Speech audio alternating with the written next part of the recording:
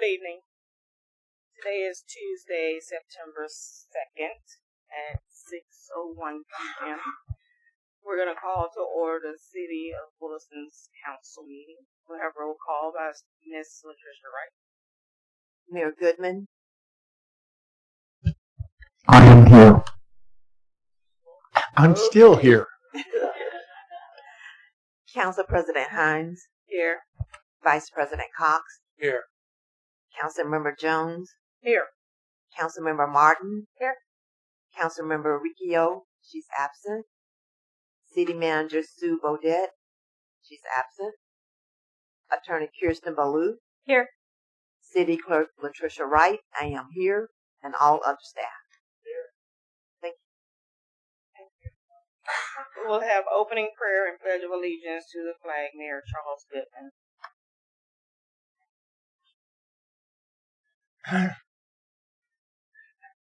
Thank you, Madam President. If you wish, feel free to join.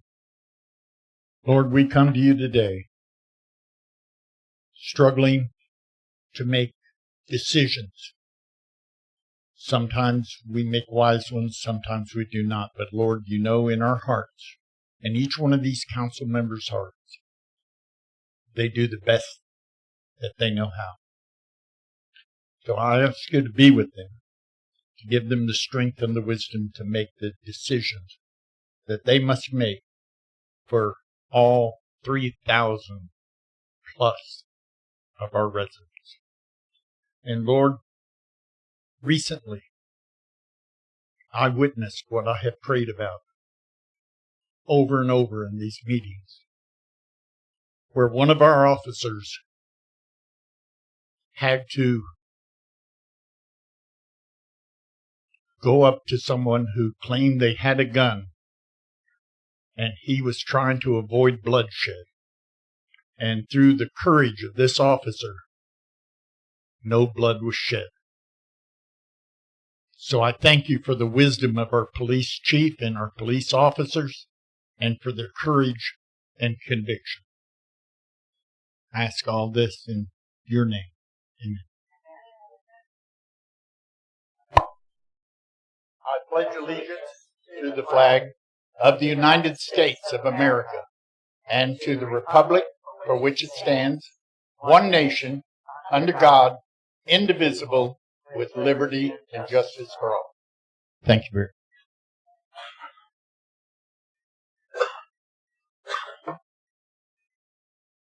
Okay, at this time we're going to have additions, deletions, changes, and approval of the agenda. Madam President, there are two additions, Resolution 2025-94 and 2025-93. At the council will let staff know where and if you would like these on the agenda. The materials for these came in after our agenda deadline, but we did find them to be time sensitive and wanted you all to be able to consider them. So, with approval of the addition, we'll place them as B and C and move the other two down. Do I have a motion? Can I say that? Say what now? I'll make them B and C. We'll make them B and C and move B and C to D and E.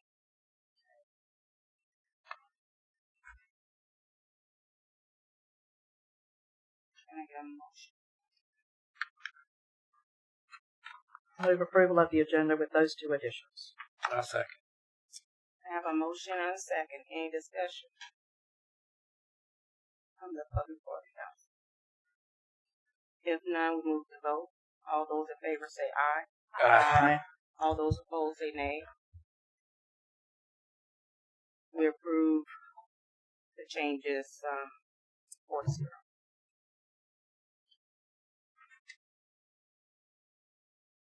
At this time, we'll have public participation. You have 5 minutes to speak on anything that is not on the agenda. Please make sure that you make all of your comments. Yes, my name's Joel Penny. I live at 43 Northwest 4th Street, Williston, Florida. So I've came up here for the past 4 months about the fence around the pit. none of y'all have talked to Mr. Barber about it or discussed anything about it. I feel like I'm coming up here just getting anywhere, nowhere. Y'all are not doing y'all's jobs.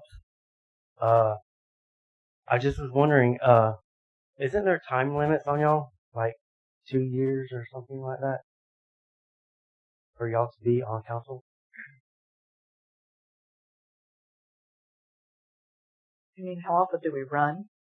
Well, isn't it like 2 years y'all supposed to get off and then let someone else?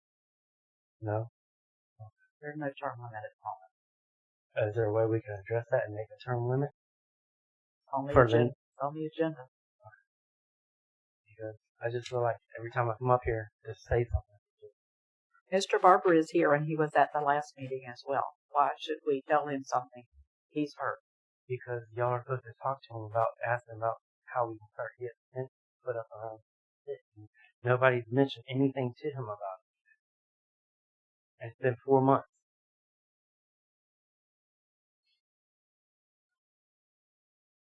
Yes. Are you through? You don't have to. Are you done?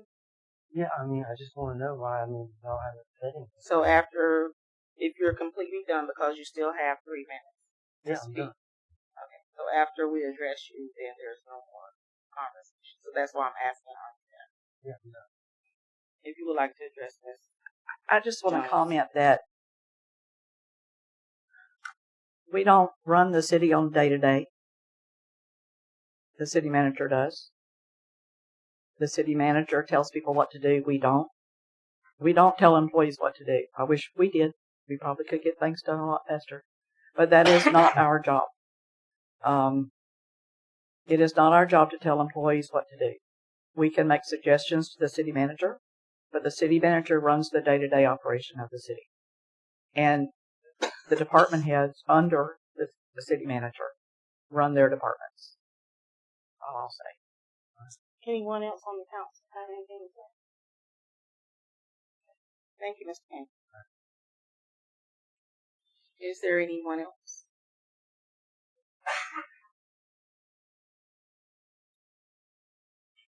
Hi, I'm Kent Vian. I'm from Levy County. I go to church in Williston.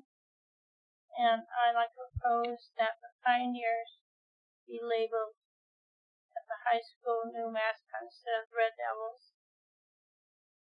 The Levy County taxes support the local schools, and I think Red Devils is insulting to the churches of Levy County.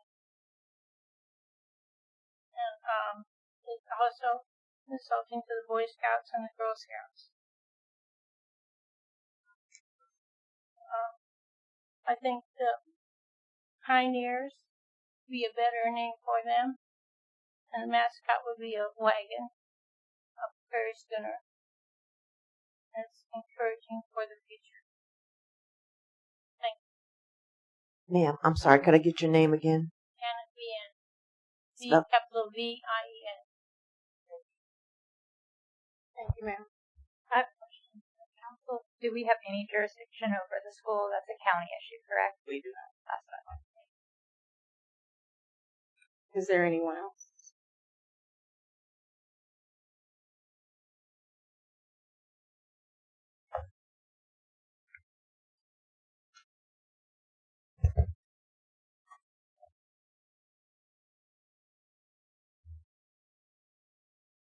Yes, my name is Timothy Ecker, 225 Northwest 2nd Street.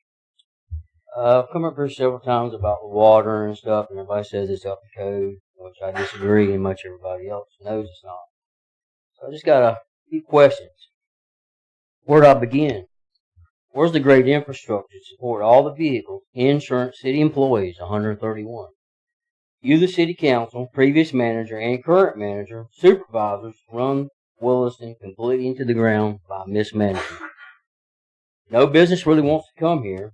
The high water electric is out of control. Williston is barely surviving due to no proper planning. Example, out of date water.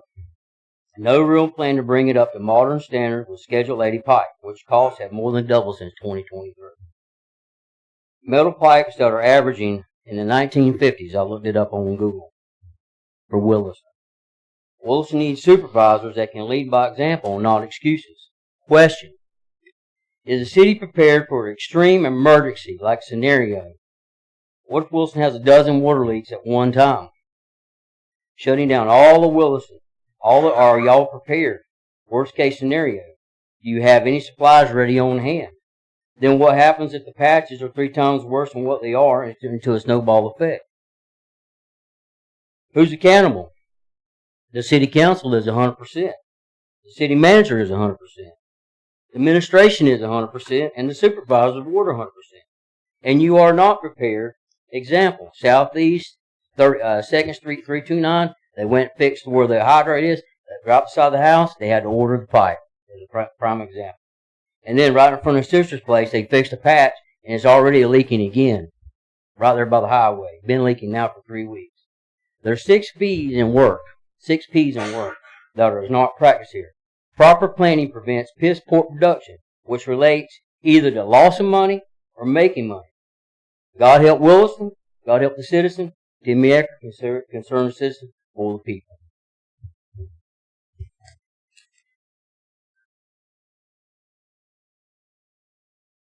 Thank you, sir.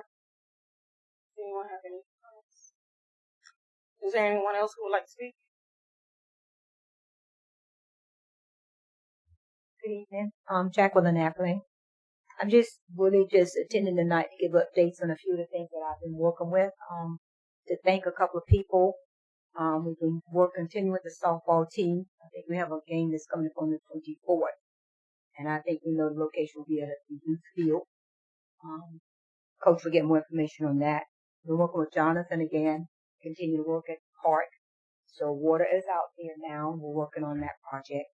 There's more to update on the type programs that I started and have been working with.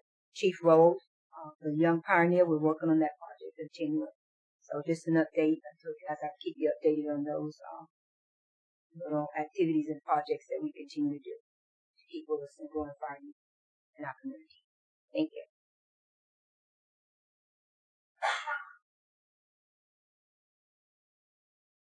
Yes, Chief Rose and I are still working on movie night. Right now we're working on making sure that all my paperwork is in order, dealing with the insurance thing, but he's going to help walk me through, and Miss Latricia on how we need to get that step. But the movie night will be coming up. I'll let you guys know. I will let you know. He's not going to let me drop that ball on movie night. No, it's not. And it will be, like I said, up here for me. I will let everyone know. Thank you. Is there anyone else? Is there anyone else? And if not, we will move forward. So next is going to be the consent agenda. Council minutes from August 19th, 2025, Resolution 2025-92, a resolution of the City Council of the City of Williston, Florida, approving Williston Area 1 septic to sewer conversion proposal from Wright Purist. Hey, Debra, Can I ask a question or sure. Is it kosher to ask a question on the consent agenda? Okay. Tell me where Area 1 is, because nowhere did I read that. And I know 2 or 3 areas that are septic to sewer needed. There are 3 areas specifically on the grant cycles. The Area 1 is the area that covers the northeast. It would start from approximately northeast 8th Street to go over to beyond the old middle school and do the neighborhood that we service just south of the old middle school. So that would be Area 1. Area 2, when you see it later on, will be the northeast from the old mayor's area of Mr. Heathcote Street and on through to Northwoods and behind Homestead Park. And then Area 3 is Northwest 7th Boulevard that you'll see later that goes up and all the way to the county line. Thank you, sir. I move approval of the consent agenda as presented. A second. We have a motion and a second. Any further discussion? If none, I move to vote. All those in favor say aye. Aye. Aye.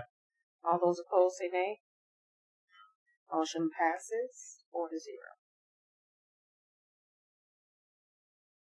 At this time, we're going to do the updates, staff and board and council updates. We'll start with Ms. Vicki Corbin and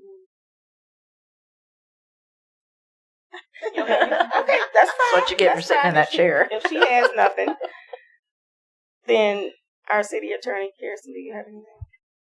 I just wanted to let you all know that, just as an update, your report from your independent investigation will be available sometime before the next council meeting. So that will be sent out, just to reiterate again, at the same time to all the council members and the charter officers. And then you are, and the mayor, and you are welcome to disclose as you please. It is public record at that time. That's right.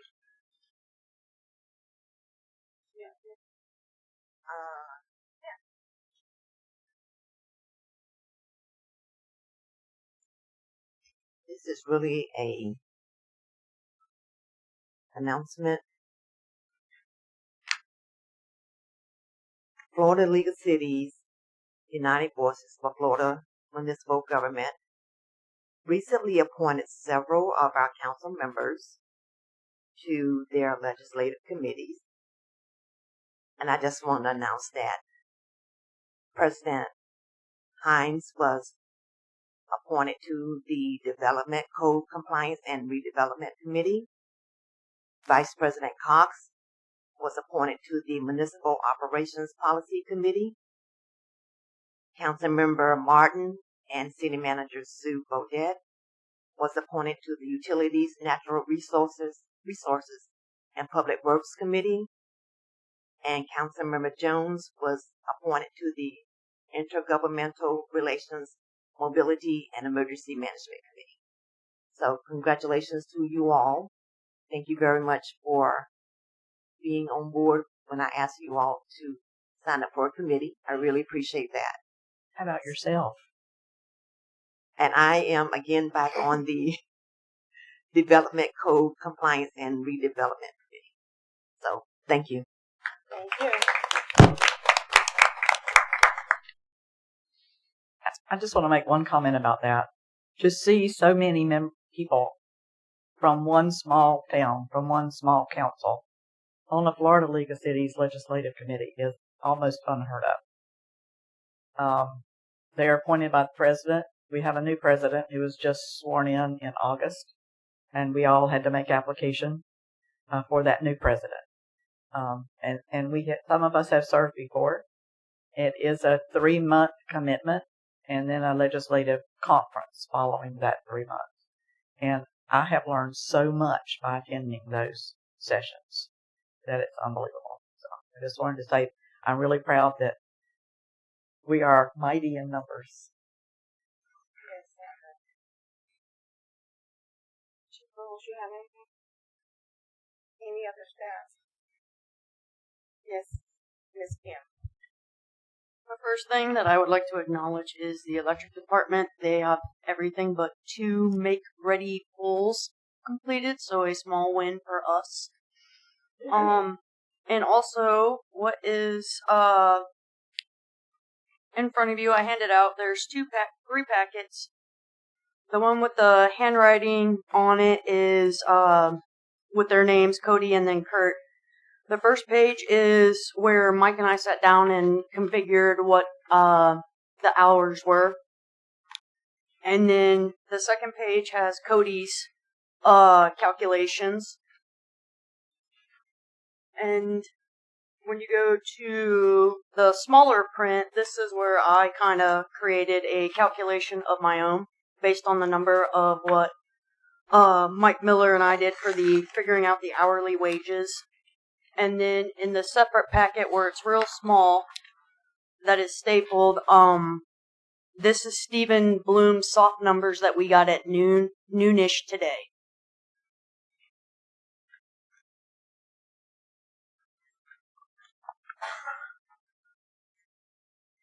I'd like to add this to the agenda if we can. Is that possible? And I add that at the end. Sure. Wait, they already on there? Well, the certifications are on here, but not the dollars. So that's another thing. If you all would like to discuss Back both of pages. those at the same time. Okay. Kim, That'll work. when Yeah. Kim is doing her That works. presentation. Is that okay with you? Yes, ma'am. Okay, thank you.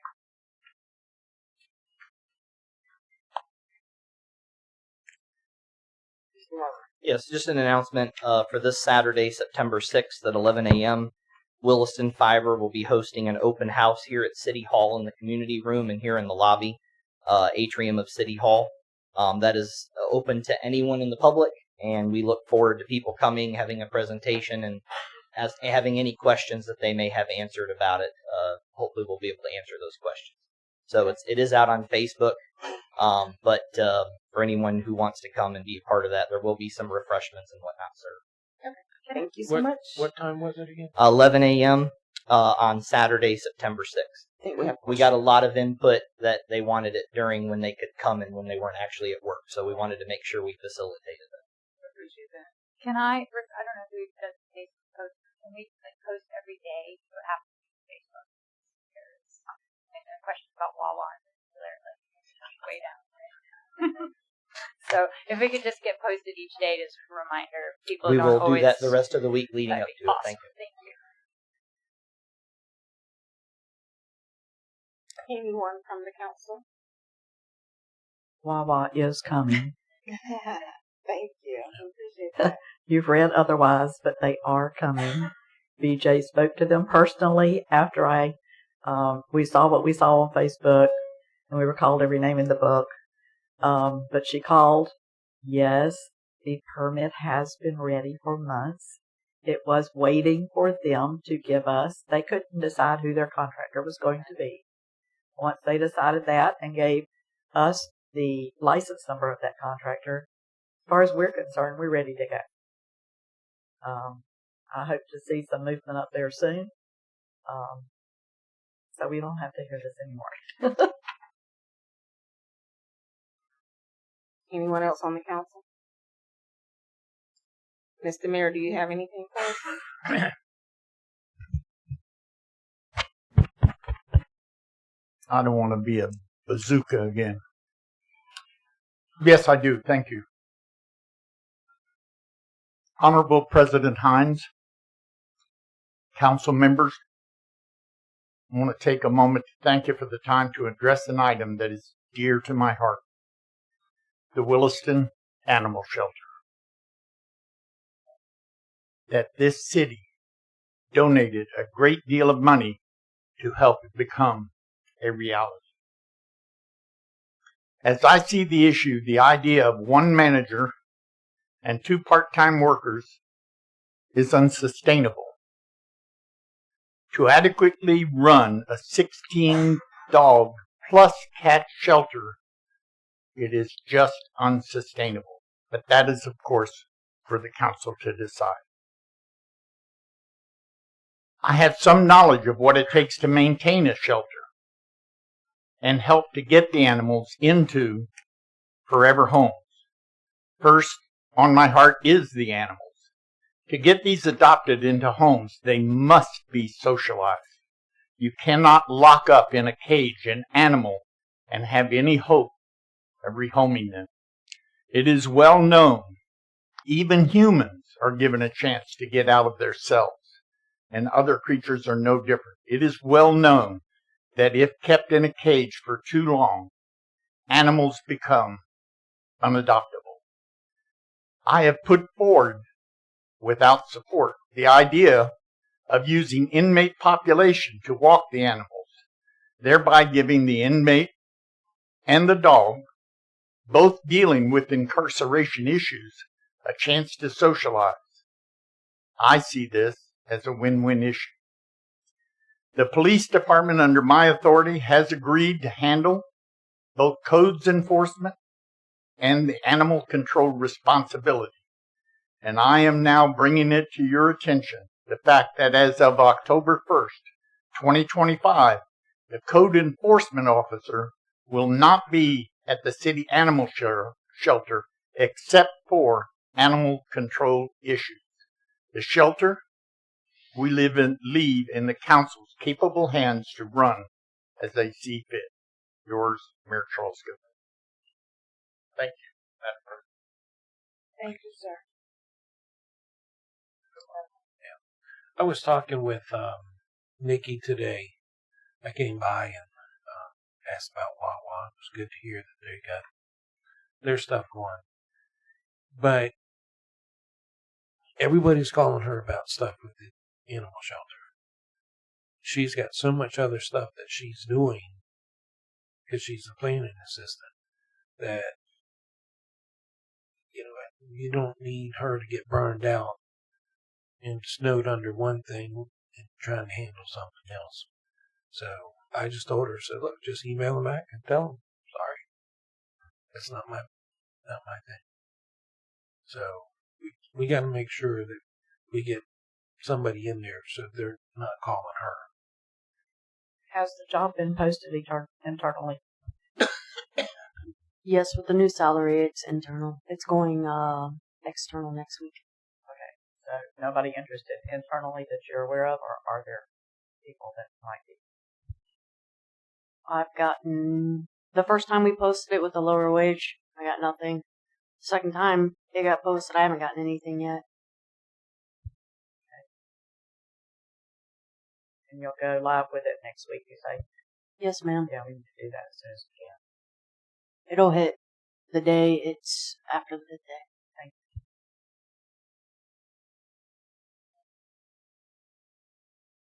Anyone else? Okay, we'll move on. We're going to move on to new business. And we're going to turn items A, B, and C to our attorney, Kiersten. Right. Well, one of the very fun consequences of our beloved Laura leaving us is that you are about to witness me present my very first special exception application.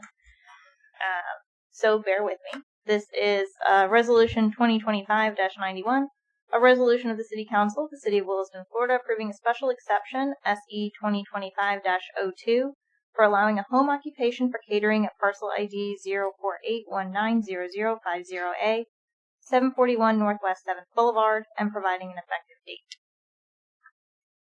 Okay, so in your agenda package, you have what Laura put together as the application summary, the background and analysis, etc. A little bit of background on this parcel, as Laura laid out in your materials, is that the issue that we're having here was presented to us through that multiple parcel rezoning, future land use map amendment that we did. Remember when we had all those parcels that we were fixing everything and we were cleaning it all up? This is one parcel where we didn't get any response from the owner because they live out of town and we had a wrong address from them, and the zoning got changed in a way that they couldn't use without a special exception the property as they've been previously using it. So that's why they've come for the special exception. So before I get too much further ahead of myself, this is a quasi-judicial matter. I am an officer of the court, so I do not need to be sworn.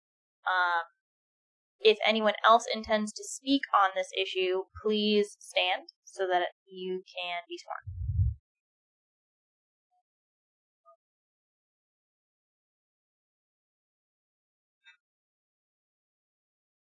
And just your name? Matt Lutz. Okay. Do you swear or affirm that the testimony you give will be the truth, the whole truth, and nothing but the truth? I do. Thank you very much. The next item of business is to inquire as to whether or not the council has had any ex parte communications regarding this matter. Seeing lots of no's. Okay. So before you keep going, Mr. Barber, were you planning on standing to talk? You did stand. Okay. Okay. So the items in your agenda are moved onto the record. If anyone has any other items that are not already in the agenda packet, please provide them now to the clerk so that they can be added to the record.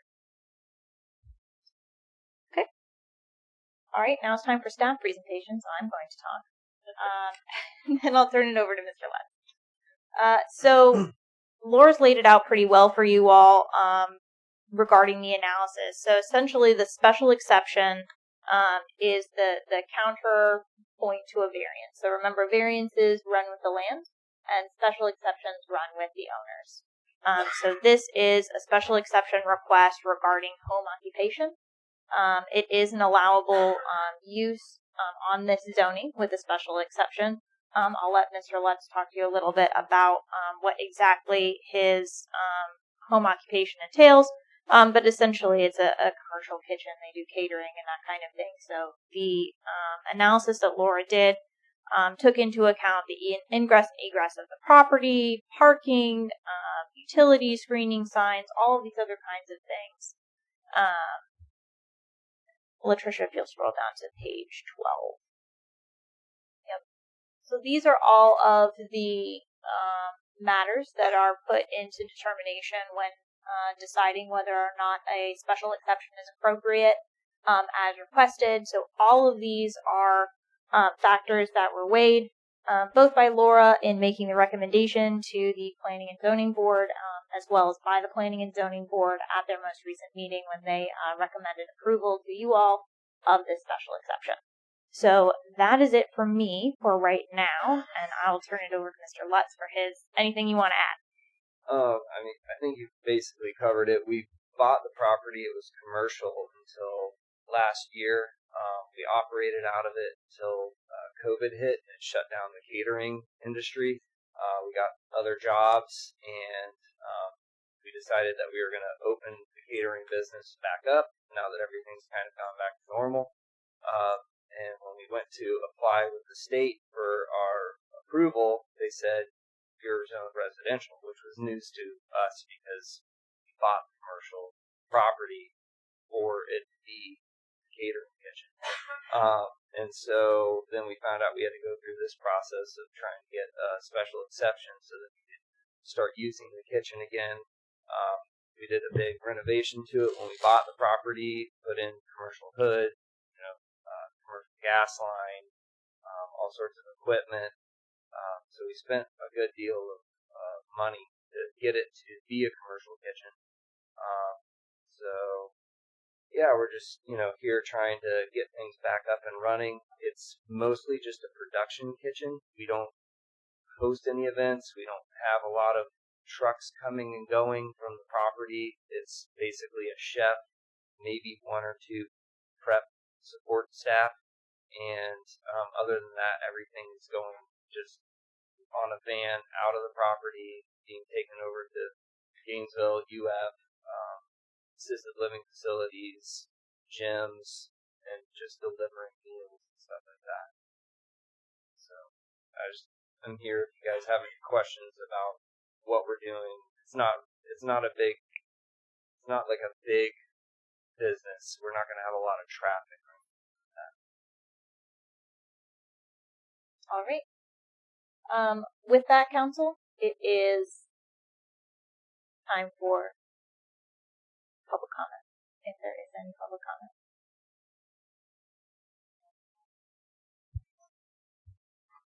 Do we have any comment from the public? Any comment from the council?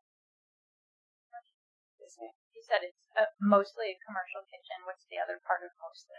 No, it's just a commercial production kitchen. So we make meals and then transport them out. So we're not having any other events or customers coming to the property or anything like that.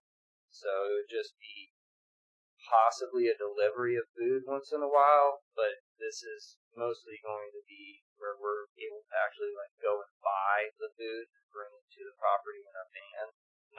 There's not big box trucks or semi trucks transporting stuff to the property. So it's going to be utilized specifically. There's not going to be anybody living there at any particular time.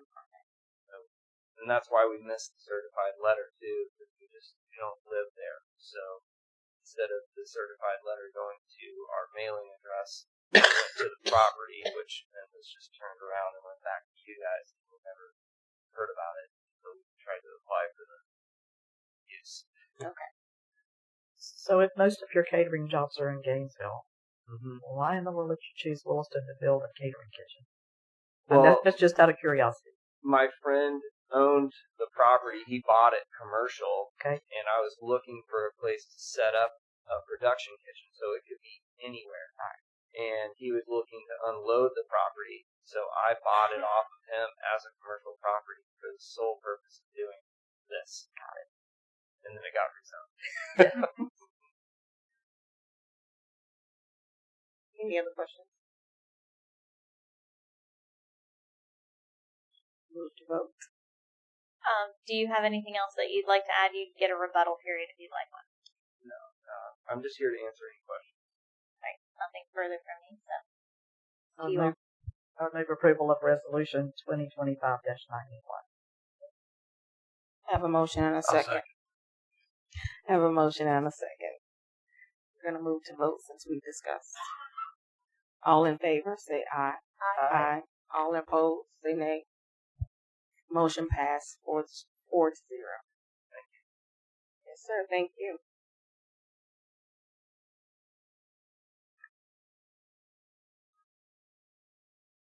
Item B.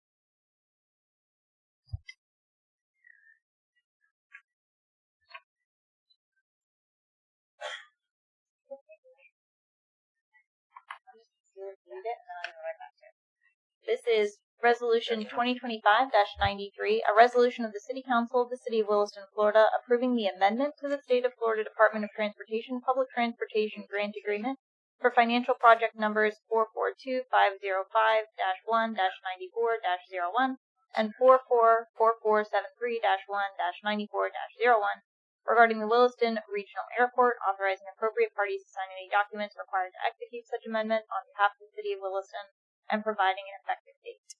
I will turn it over to Benton. Yes, ma'am. So this one was something that we found out as a change in policy from the FDOT.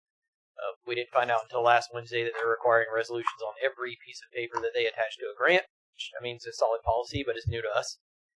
And we didn't find out until after the deadline was posted. So we asked to add them on there. These amendments for the extensions are for the terminal building project, which is not technically complete because we don't have our generator yet. It's supposed to be delivered in the next 2 weeks. And then we have the taxiway, I think it's taxiway golf, which had an amendment added to it for Exhibit A, which is an FDOT document. And both of them need a little bit more time on them than the projects have.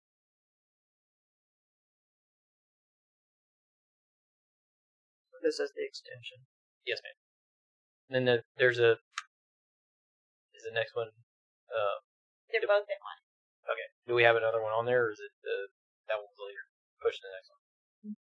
Both of the. So we have. We just put the extensions on. And the amendment. Okay. Is that in this Yeah, item? that's in this item. Okay. So the amendment is to add to the scope of work for the box hanger project. We're just adding some additional concrete.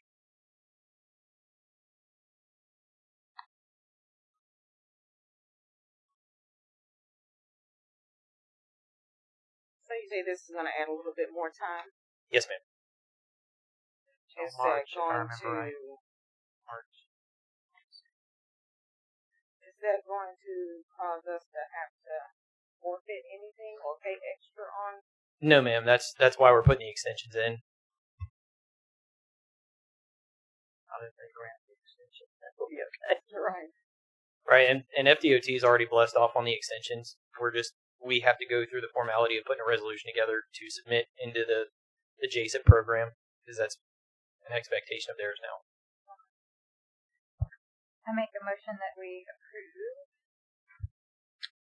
Resolution 2025-93 with one correction that Mr. Cox is still listed as the council president on that agenda. item. Resolution, sorry.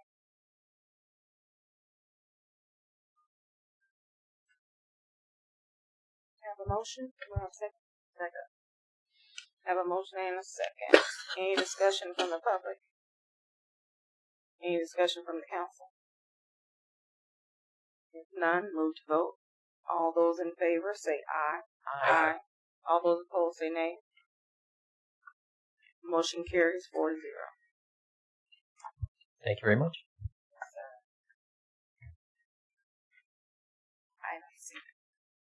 This is Resolution 2025-94, a resolution of the City Council of the City of Williston, Florida, approving and entering into an agreement to piggyback a contract for planning services, making certain findings in support thereof, authorizing the City Council President to execute the piggyback agreement, repealing all resolutions in conflict, and providing an effective date. So, as you all are unfortunately aware, Laura has left us, which means that we need someone to present your special exceptions.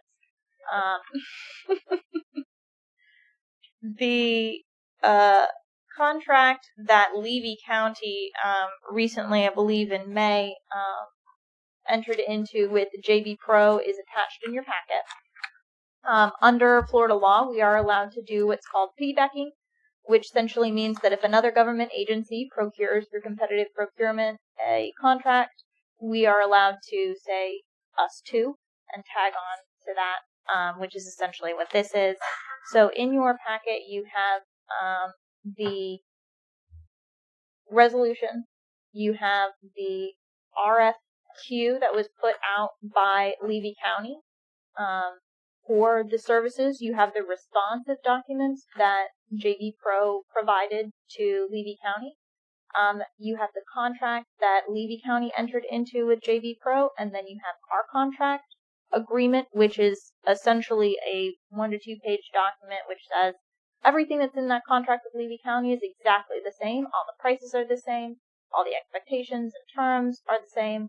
The only things that are different are laid out in the agreement, and it's really just things like send public records to our public records, individual service under the contract, and notice under the contract should be made to our individuals. And it doesn't change anything else other than that, other than references between Levy County and the City of Williston. This is a task-by-task contract, so they don't do anything that we don't ask them to do, and they bill us at the same rate they would bill Levy County, and they have attached in there, and I don't have what page that is, but in their response to the RFP, they have the fees that they charge for particular services. So it's at the will of the council, but I believe this was something that you all were interested in. Yes. The reason why I like to do it is because of the fact that they know our staff. They've been working with us on our comp plan, which they've got to get completed. We have other areas that need to work on for staffing. We don't need to add one more thing where we're looking for employees for it, or a new planner or something. And as I said, planners are hard to come by. So in favor of it. I think they're the perfect choice. I agree. My only concern is because this is an hourly rate and not a rate per service, which is what I thought was going to be presented to us. I just want to make sure that the city doesn't incur any additional costs. Like, I think right now our costs, correct me if I'm wrong, are passed through to the person applying for a rezoning or planning requirement, and I'm just not sure that that's laid out here. That the city wouldn't incur, like, we bill a developer who's coming in a flat rate, but then we incur a lot of extra hours, we could be out of pocket an unknown amount. That's my only concern. Otherwise, I agree with everything that said. Council President, I'd like to respond to that. So quite a few months ago, probably about 5.5 months ago, the council saw a document produced by the planning department, Laura, our city planner, and that document was approved and updated as a resolution through ordinance And what it basically stated was that there was a new fee schedule that you all adopted. One of the caveats to that is as there's development, as there's permits pulled, as there's projects, what that resolution allowed was that everything became a pass-through. So there was an administrative cost, which was a flat fee, but then anything that had to be going outside to the engineer, to a planner, to a surveyor, anything of that nature, it listed each fee directly as a pass-through. So I understand your concern about things escalating, but any service that would be needed would be passed through whoever put in for the development. And that is some place where developers can see that. I'm assuming as they come. That has been made. Thank you so much. Along the same lines, I think we sort of need a gatekeeper. So not everybody and his brother gets to call them. It's just like we don't all need to be calling you, even though you've got a contract. We will just drive you crazy if we do. I think that there need to be certain people who can call JB Pro or their employees to incur cost, and that others need to go through that gatekeeper in order to do it, so that we can keep the cost down as much as we can. And that should be Nikki, I would think, would be the Or contact. the city manager. Yeah. Through Nikki. Nikki to request and the city manager to say yes, maybe. Right. Madam President, Yes, ma'am. when we're discussing saying that certain people can call, which is certainly understandable, we don't want the guy calling about the dog next door. But if it is a pass-through, then it would seem to me reasonable that the developer would have the ability to call them and would not have to do any pass-throughs, because it could start costing us money to have our people running it as a third-party thing. Something for you to consider. Thank you. I just need clarification on what do you mean by pass-through. If you will come back up and explain. So you have your set permit fees in your ordinance, which relate to a rate sheet, basically. That's why it could be changed by resolution. But that rate sheet, which council can update, you just recently did, as I mentioned, about 4 or 5 months ago. And it has listed as a flat fee as to what certain things are. But what the update was is, for example, advertising, which was required for quasi-judicial or things of that nature, were getting more expensive. And instead of changing the rate, we listed it as whatever the cost is, and then sometimes there was an administrative thing tacked on, like 5% or 10%. Sometimes there wasn't. So that the postage, the advertisement, it just becomes a direct cost to the developer or to the person that submits the application. Certain services such as this, engineering services, planning services, surveying services, were the exact same way. If Mr. McMillan isn't required to survey something for a consideration, then that cost, that exact cost, goes directly to the developer. Whereas before it was a flat rate, sometimes we lost money on it. Most of the time we lost money on it. So that's what I was referring to as pass. Okay. And I think I remember her saying that when she was here speaking. So could we structure it that, and maybe this would be a question for Nikki, but could we structure it so? I don't think we could change it. Go ahead. Go ahead. No, just the part that you mentioned about a pass-through. Could we structure it internally so that, like, at a certain point, like, once the permitting is filed, then or the request, I guess not the permitting, but the request is filed, that then it could be, then at that point they're put directly under JB Pro, but prior to that, communication comes to the City Hall, or I'm not sure what that solution is. Ms. Bishop, right now, they're not talking directly to the applicant, are they? Aren't?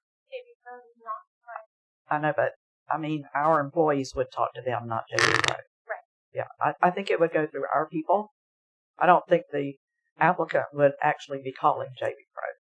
I don't think so either. Because I don't think Nikki that's what would we're doing now. facilitate that. You know, before they would call our staff, not the person who's actually doing the review.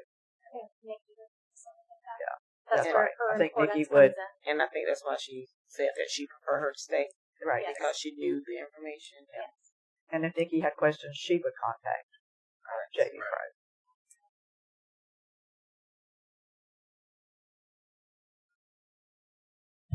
Any further discussion?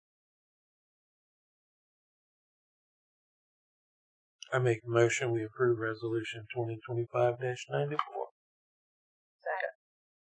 Any discussion from the public? If none, we'll move to vote. All those in favor say aye. Aye. All those that are opposed say nay. Motion passes 4-0.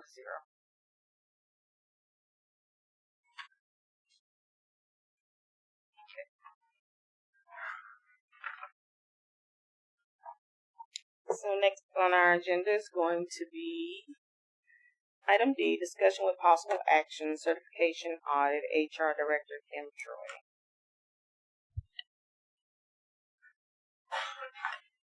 Which one would we like to discuss first? The certification audit or the back pay? Your choice. Let's go with the back pay first.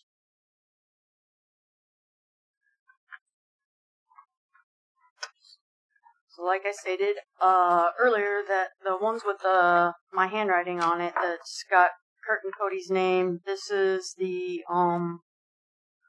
Mike Miller and I sat down and we figured out the hourly pay based on the certifications and raises. And then right behind that is Cody's spreadsheet.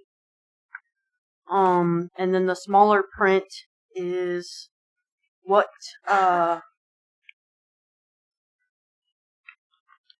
the numbers that I came up with.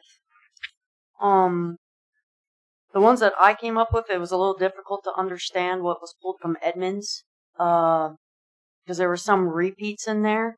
So I had to kind of figure that one out.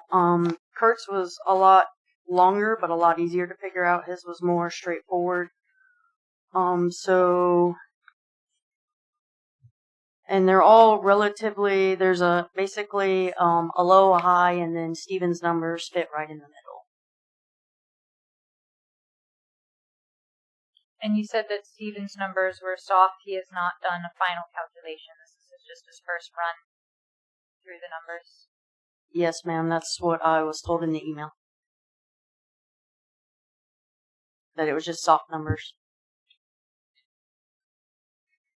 They were supposed to be ready today, final, Yes. but because of budgets, and I understand that stuff with Steven a little hard to get. So,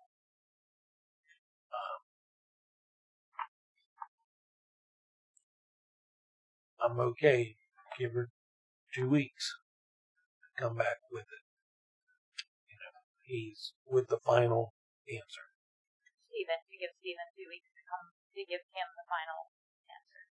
If you got to call every day to get him on the phone, call him, get him on the phone. Whichever you got to do. So I'll give him 2 more weeks.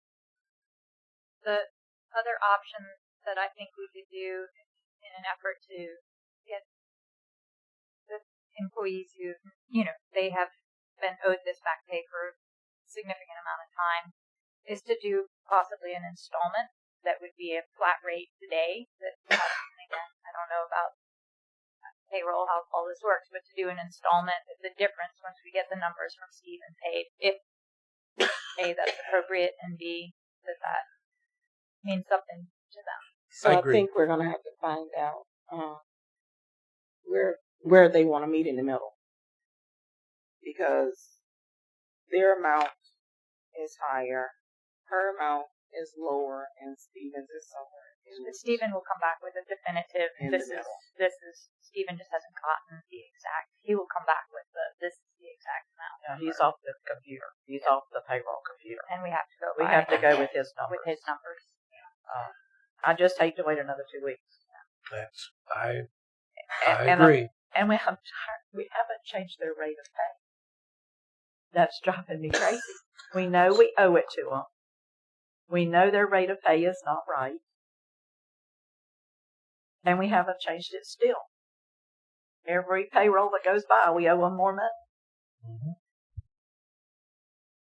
I just don't know why we haven't changed that at the very least. So what is their current pay rate supposed to be?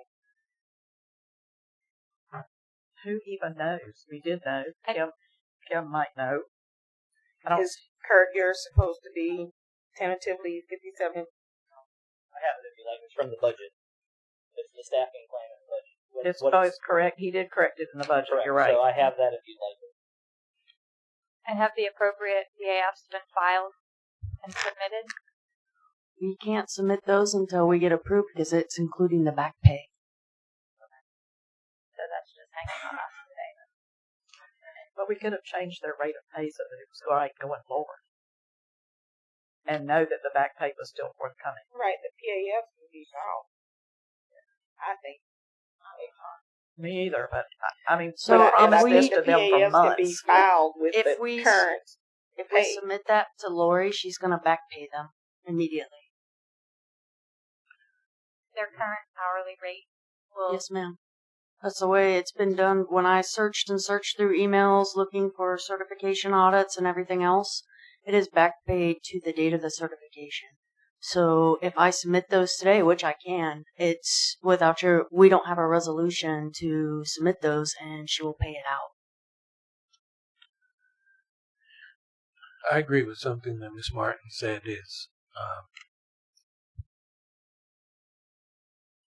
breaking it down, breaking over a period of time, look at other options that they can be able to take that instead of just like one lump sum. But that's going to have to be meeting with them and what they would like. At least to get some. I mean, my logic is to at least get some of the pay that they are owed in their pockets. Yeah, and then because we don't have a final number from Mr. Bloom, once he gives us that final number, then the difference can be, can be added to it. Again, I don't know whether it gets attached to a paycheck or whether it's a separate check, but however that works. It'll all go through payroll. So basically, if we choose to do half and half right now, so if we want to do half, I have to figure out the halfway point. So one of them's got, I think, 8 certs, so that would be 4 certs. Mike and I can create, the PFs are already done. Mike and I can get those submitted. They'll get back paid to the earliest date, and then we can wait on the other 4 until we get the resolution. But is there anything we can get any way documented so I can send this forward to Lori and Steven so they know that, because it requires signatures if we over a certain amount. So I have a question. So you're saying they're going to be it's going to be backdated from the time of their first cert. But we know if they've got their first cert dollar raise, it would have been a certain amount plus their overtime. And then when they got the next cert, it'll be that dollar on top. That's why when you guys did it, you did it that way so that it would flow appropriately. That's what so Mike and I sat down and figured it out, trying to figure out a way to combat this as easy as possible so there'd be no errors. And we came up with 2 options. One is we submit one entire PAF to get them currently all the way up to date, or we submit a PAF for each certificate. Which way did we choose? Because I gave you both options. Do you know which way you chose to go? Yeah, it's pretty much dependent. We're waiting on something from you because it's out of the amount's too high for us to even submit without asking. I do know one thing: if we pay them all at one time, it's going to get half of it's going to be eaten in taxes. So I don't know. They may prefer it in 4 increments. I'm looking at them over here. Maybe they'll give us some hint. I think if you don't do it by the PAF and you just pay them from the first one, money's going to get lost that they should have gotten because of overtime, because of everything that comes into play every year. But Mr. Bloom has all that math. That's what we're saying. Like it's all in here calculated, so he'll get that very exact number with all of that calculated. Each individual paycheck is in here: the regular, the overtime, and special. Regular, overtime, special, sick. They've got each individual pay period in here. And then does it show where they got another dollar? And then it shows the individual. It does on his calculation. Okay. Not on as long as that's what's happening. The PAFs. Yeah. Guys, do you have You guys have any comment? Or preference? Just want your money, right? For the most part. But for me, I was gonna maybe possibly put like half of it in my 457 retirement fund that I have. With But half If I of it could. in the retirement plan, is that what you said? mine. Yeah. I don't know that we can designate it just for one person because all the funds, I believe, are commingled. It's my personal 457. Oh, a personal one. Yeah. So not the pension plan, but Yeah. special retirement. So I guess my question is, would you Kiersten. After you married. would After you you married. be comfortable with a first installment followed by a second installment with the exact number getting determined in the next 2 weeks? That's fine. Cody? That's fine. Versus waiting to get any of it until we have the final number. I'm not forcing, so speak now, forever hold your peace. That's fine. It's been drawn out plenty long enough for some progress making that thing. So to that question, that would be a Stephen question or a HR payroll question. I'm not 100% sure how we would, but it's certainly not a legal issue if you want to decide that you want to do that. It's just two individuals, so you could be specific with each of them. I thought you had that. That's why I said. Oh, you were looking at me, so I wanted to respond, but I don't know. I have a question. Can one of us make a motion that we approve up to a certain amount to be paid without authorization that whatever math gets mathed between now and whenever the next pay period payroll is? Yeah, absolutely. I would just make sure that your motion includes by whatever methodology that happens. I'm not sure. Do y'all currently have an IRA or some kind of a tax exempt fund, a 401k or something? You do. Okay, so that would be pre-tax for them. That would help them a little bit. But you're right, it would be a question for Stephen. So what amount? It's a question for Stephen, but also have to make sure of where it's going. Yeah, if they want it in a 401k or an IRA, it's pre-tax. It'll save them some money. We could call it that special pay. Okay. So if we pre-approve up to $10,000 per employee to be not given to them, it's not the effort they earned it, to be paid to them in the next pay period, and then the remainder to get paid by Mr. Bloom. Do we have a roundabout amount? Is it this one? This one is Cody.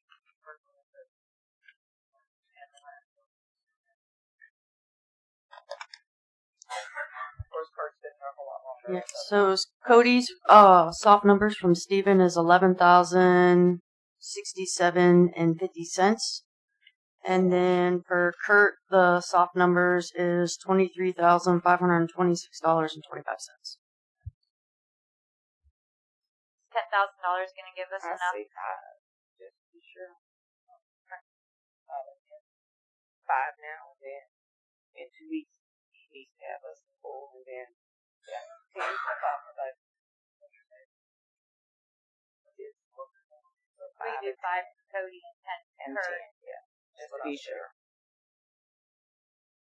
You guys. And if they want it in a tax exempt, pre-tax fund, they need to get it to us real quick and let's take a look at it. I make a Are motion. you guys okay with that? So 2 weeks. As soon as Stephen gets us. When's your next pay Yeah, period? payroll just got submitted today. So next pay period, this one or the next one? No, payroll for this that would be paid this week got submitted today. Already. Okay. Yes, Okay, ma'am. so it's passed, so it'll be 2 weeks till the next one. So not this pay period. Yes, ma'am, if you'll come to and state your name and where you're from.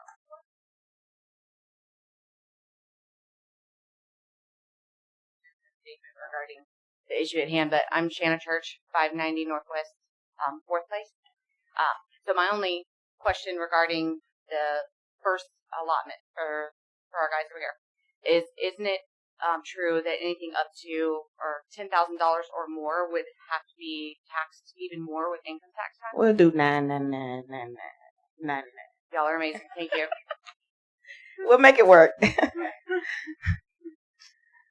you're right. It has to be recorded when it's 10,000 or more.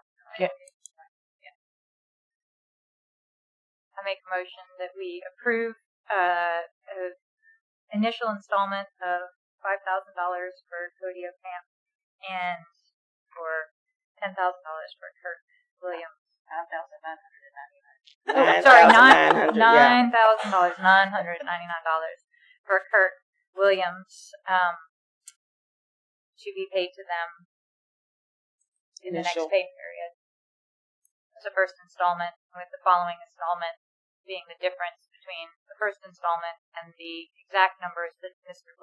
Stephen Bloom returns to us for what they are owed. The only thing that you mentioned that wasn't in the motion is the ability for them to request it be placed specifically into a pre-tax. And that both employees can request that their first installment be placed in a pre-tax fund. So long as Stephen says that. So long as it meets the approval of our financial director. Did you get all that, Ms. Latricia? I'll second the motion. Okay, that was a long motion. So we have I won't. So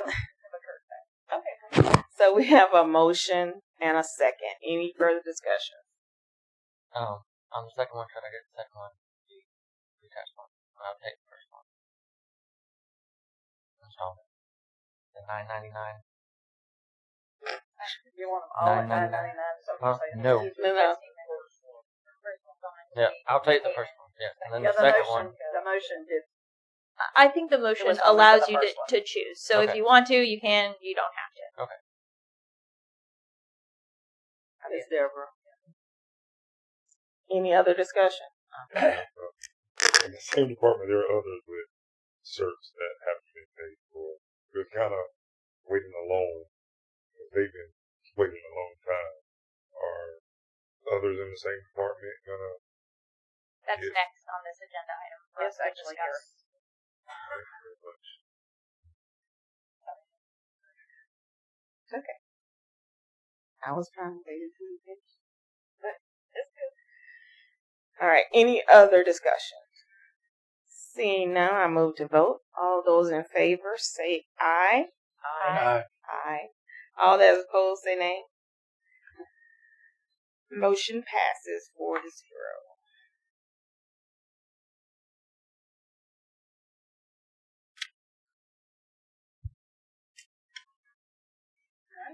Next thing on the agenda. Madam President, Was there anything else? she has to do the audit. Okay, yes. Certification. Continue. Certification audit? No. It should. Is it in the packets? Actually, in your packet, I just printed mine. Yeah. It's also 2 pages. 3. Anybody know what page is that, Latricia? 82. That's not that.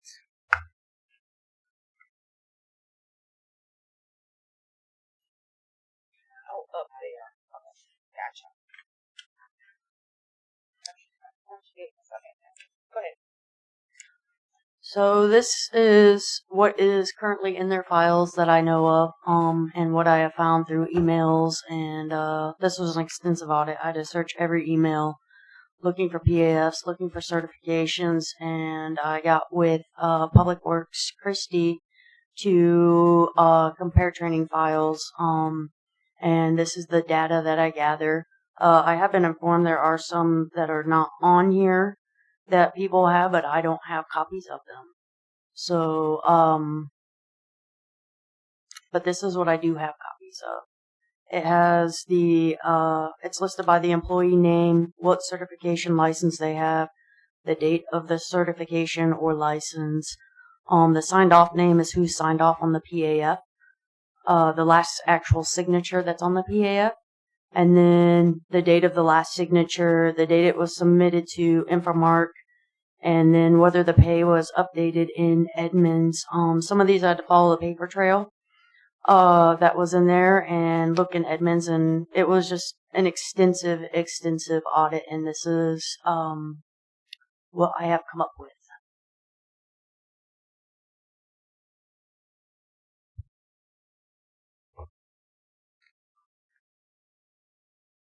It looks like almost everybody got paid.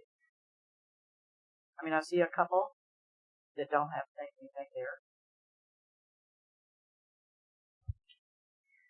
So I did ask questions about some of these with department heads, and some of the ones that did not get paid. This is literally what is in their file. I'm not sure which ones were certifications. I learned a lot doing this. But some of the ones that did get paid, those are licenses and stuff.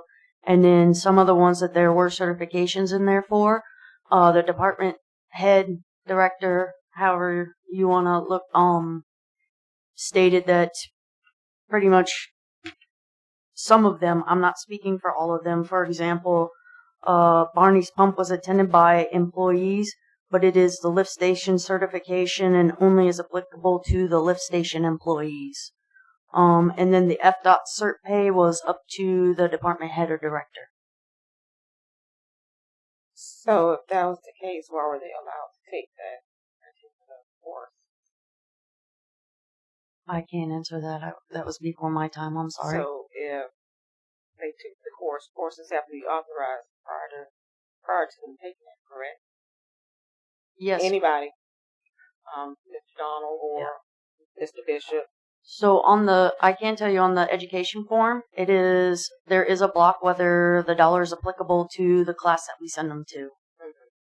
But I just learned of this 2 weeks ago, and a lot of their files do not have this education form in there. So if we're sending them to classes and we're paying for them to go to class, and yet they're not getting any money for it, that doesn't make a whole lot of sense. Some of it's just for educational purposes, and some of it's for primary functions of their job. Yes, ma'am.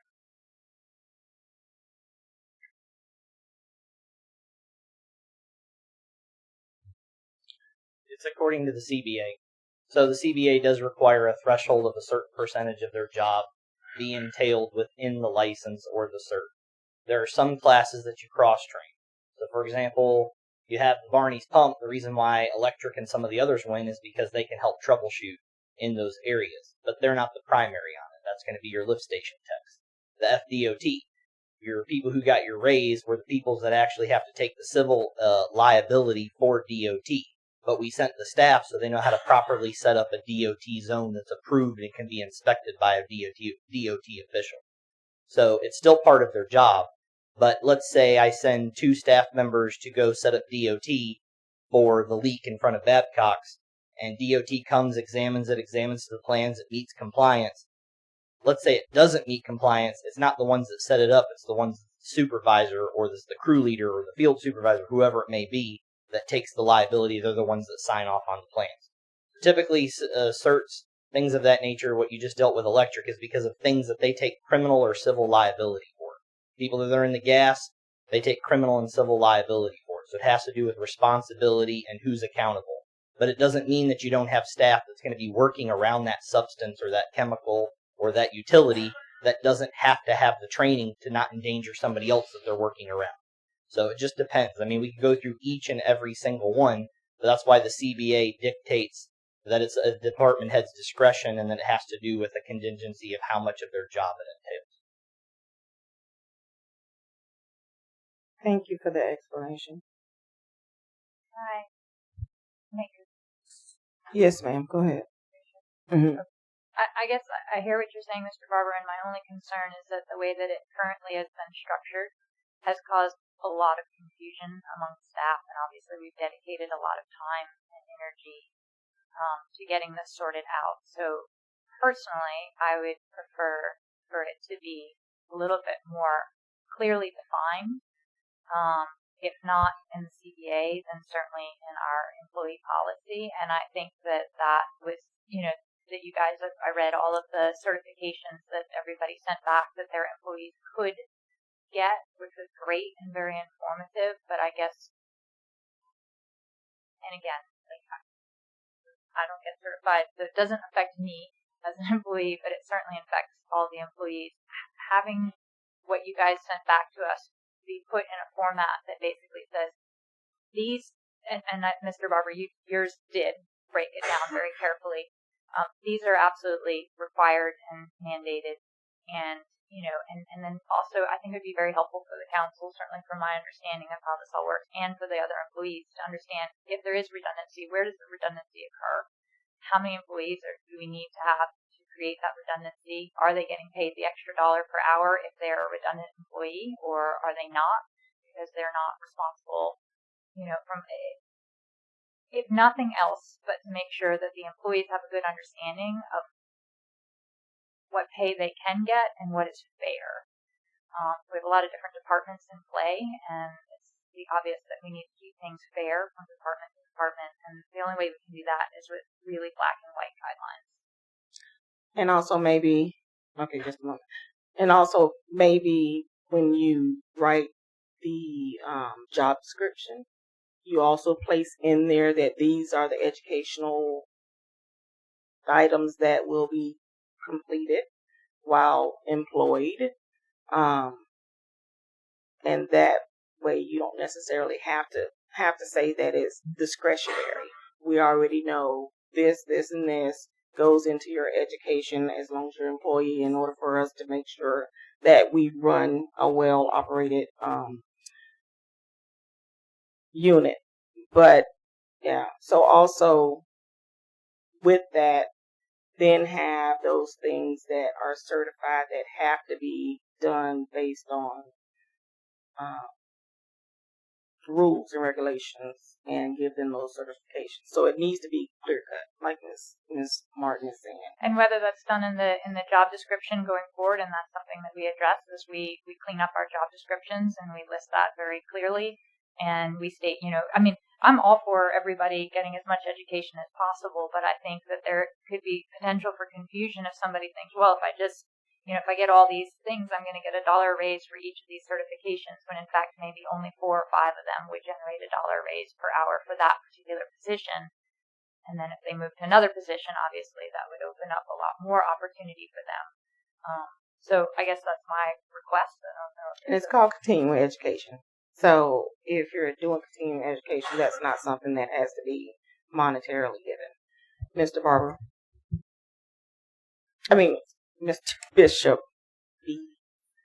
So, just to be clear, I am Bishop, but I hear you, and we'll take that into advisement and see what we can do, I promise. With all that being said, when the workers want to take a class, they come to us. We give approval of said class. We talk about pay, non-pay. There's a sheet they fill out. On that sheet, it talks about the increasement of pay, yes or no. From there, it goes to Sue and HR to get approved. Once it's approved, then we send them to class. Actually, I think I'm through HR in there by accident, but it definitely goes to Miss Sue. She's the final signature. So if you want to go to a class that is beneficial, but is not necessarily worthy of a raise, I hate to say it that way, right? But it will benefit everybody if they want to take the class, knowing that will not get a raise. They sign a piece of paper saying yes or no. So everybody's aware of what they're going to get or not going to get prior to it going to Miss Sue. So she has all the information sitting in front of her, kind of like a story, if you will. We also need to be aware of what we're going to pay for. Because if they just want to go to a class, the city shouldn't be paying for it. Yes, ma'am. I agree with that. What I'm saying? So, okay. Thank you. So if there are any other... I'd just ask Ms. Kim if she could possibly make another sheet that has only the people that we haven't paid. All these that have been paid. Yes, ma'am. I can create a filter on this, and I can do that for you. There's only one that I see, and Amos may know others. I only see Mr. Earl Brown, and I think it's probably a typo. It says that it's got all the dates and signatures, but the page and the date that it was sent to Infomart, but it has no yes in the block. So he may have actually been paid for that. It's a wastewater collection Class C, and he does work in that area. Yes, so that's probably a typo and on my it's end. probably just not got a yes in that block. Yeah, it would be my guess anyway, because all the other dates are there appropriately for the signatures. And there are a couple of new ones maybe that haven't been picked up yet. But if there were others missing, they're not on here. What do you mean? I mean that if there were other people that we owe back money to. This is all the current active employees when I did this. Some of the ones that came with certificates prior are like Christy Lewis, for example. She came with all these certifications, and that was included in her her initial. So she's not on here because we didn't pay for any of the certifications that she came with. Christy Lewis. Code enforcement, animal control. Oh, heard of them. I do have an employee asking, is Devin Hindingling on there? Say that again, Cody. Devin, I believe his last name's Hindingling. Yeah, he's not on here, I don't think. I don't see him on here at all.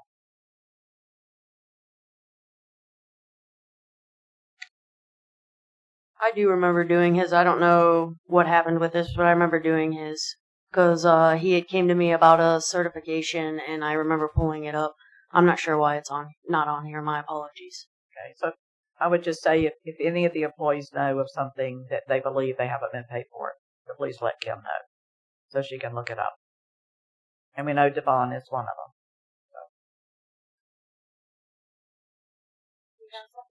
I do. I just wanna point out something that not to be resolved tonight, but to Meredith's point earlier.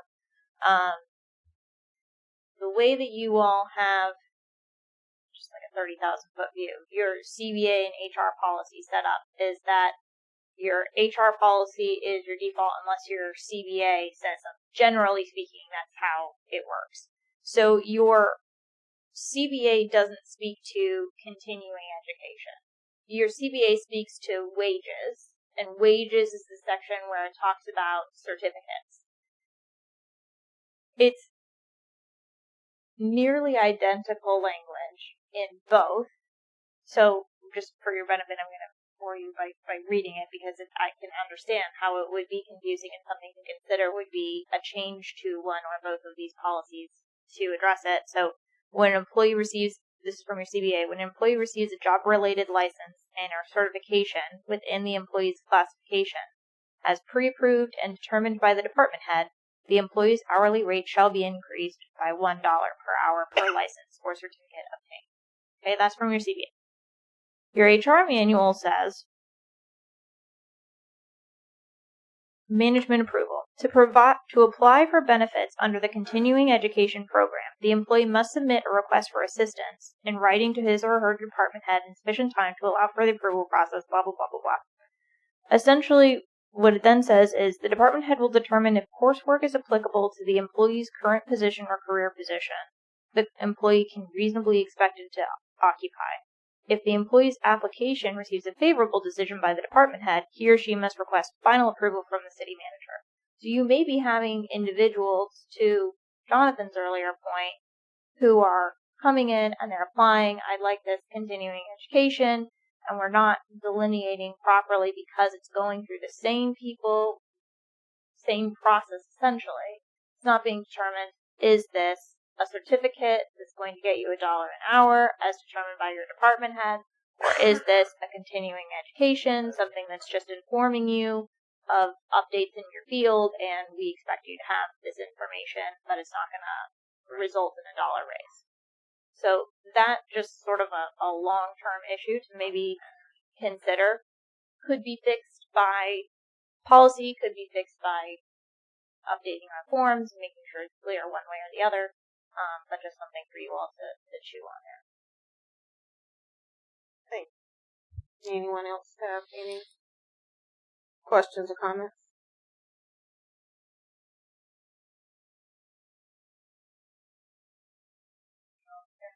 Yeah.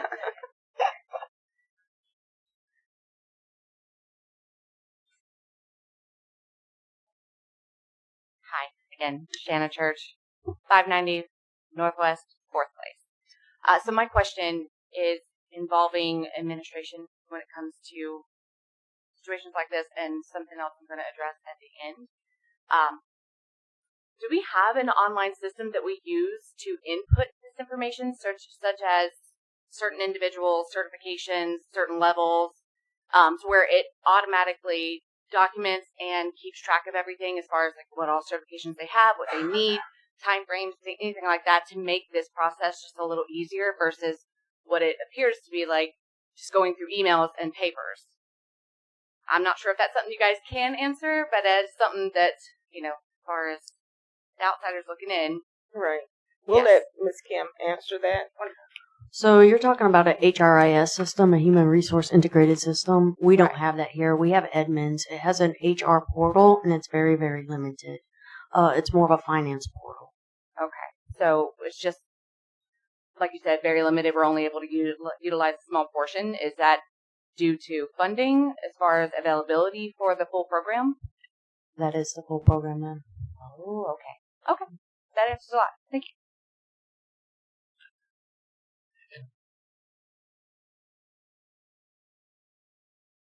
Also, too, we've had how many HR people in the last 5 We've had 5 or 6 years? HR people in the last year. So stuff has fallen through the cracks, or this one's got a different idea on doing it, and so forth, and it just all But that is a good gets idea. jumbled. A lot of our problems out there. Yeah. Yes, sir. Yes, I would like council to ask supervisor in our department, why are we getting some kind of special dilapidated treatment? You go to these courses and you pass the course, you get $1. Now you got to pass the course and the written test to get your money. I don't understand. I don't understand. If I go and climb a 70-foot pole, they say I passed the test. Shouldn't I not get that $1 from that same certificate? Because they're separate certificates. So should I not get my pay? Why should I get held out because, this other certificate I haven't done yet? So when I complete that, I should get $1 for that too. So why I got to do 2 things to get money instead of each individual thing? Do other departments do the same thing? That's my question. I would like somebody from in the city to come explain that. Can I respond, Darfeness? You can. So, thank you, Amos, for your question.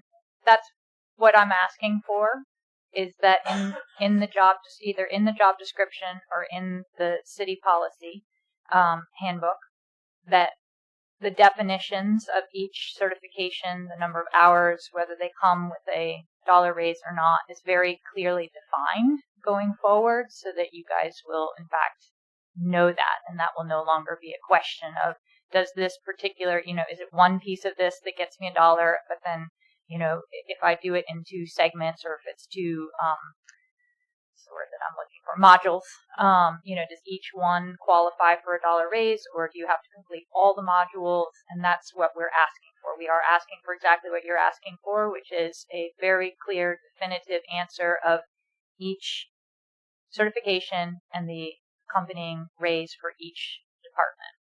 But my issue is the certifications.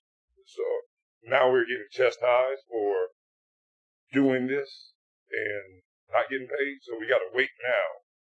We changed the rules in order to get paid for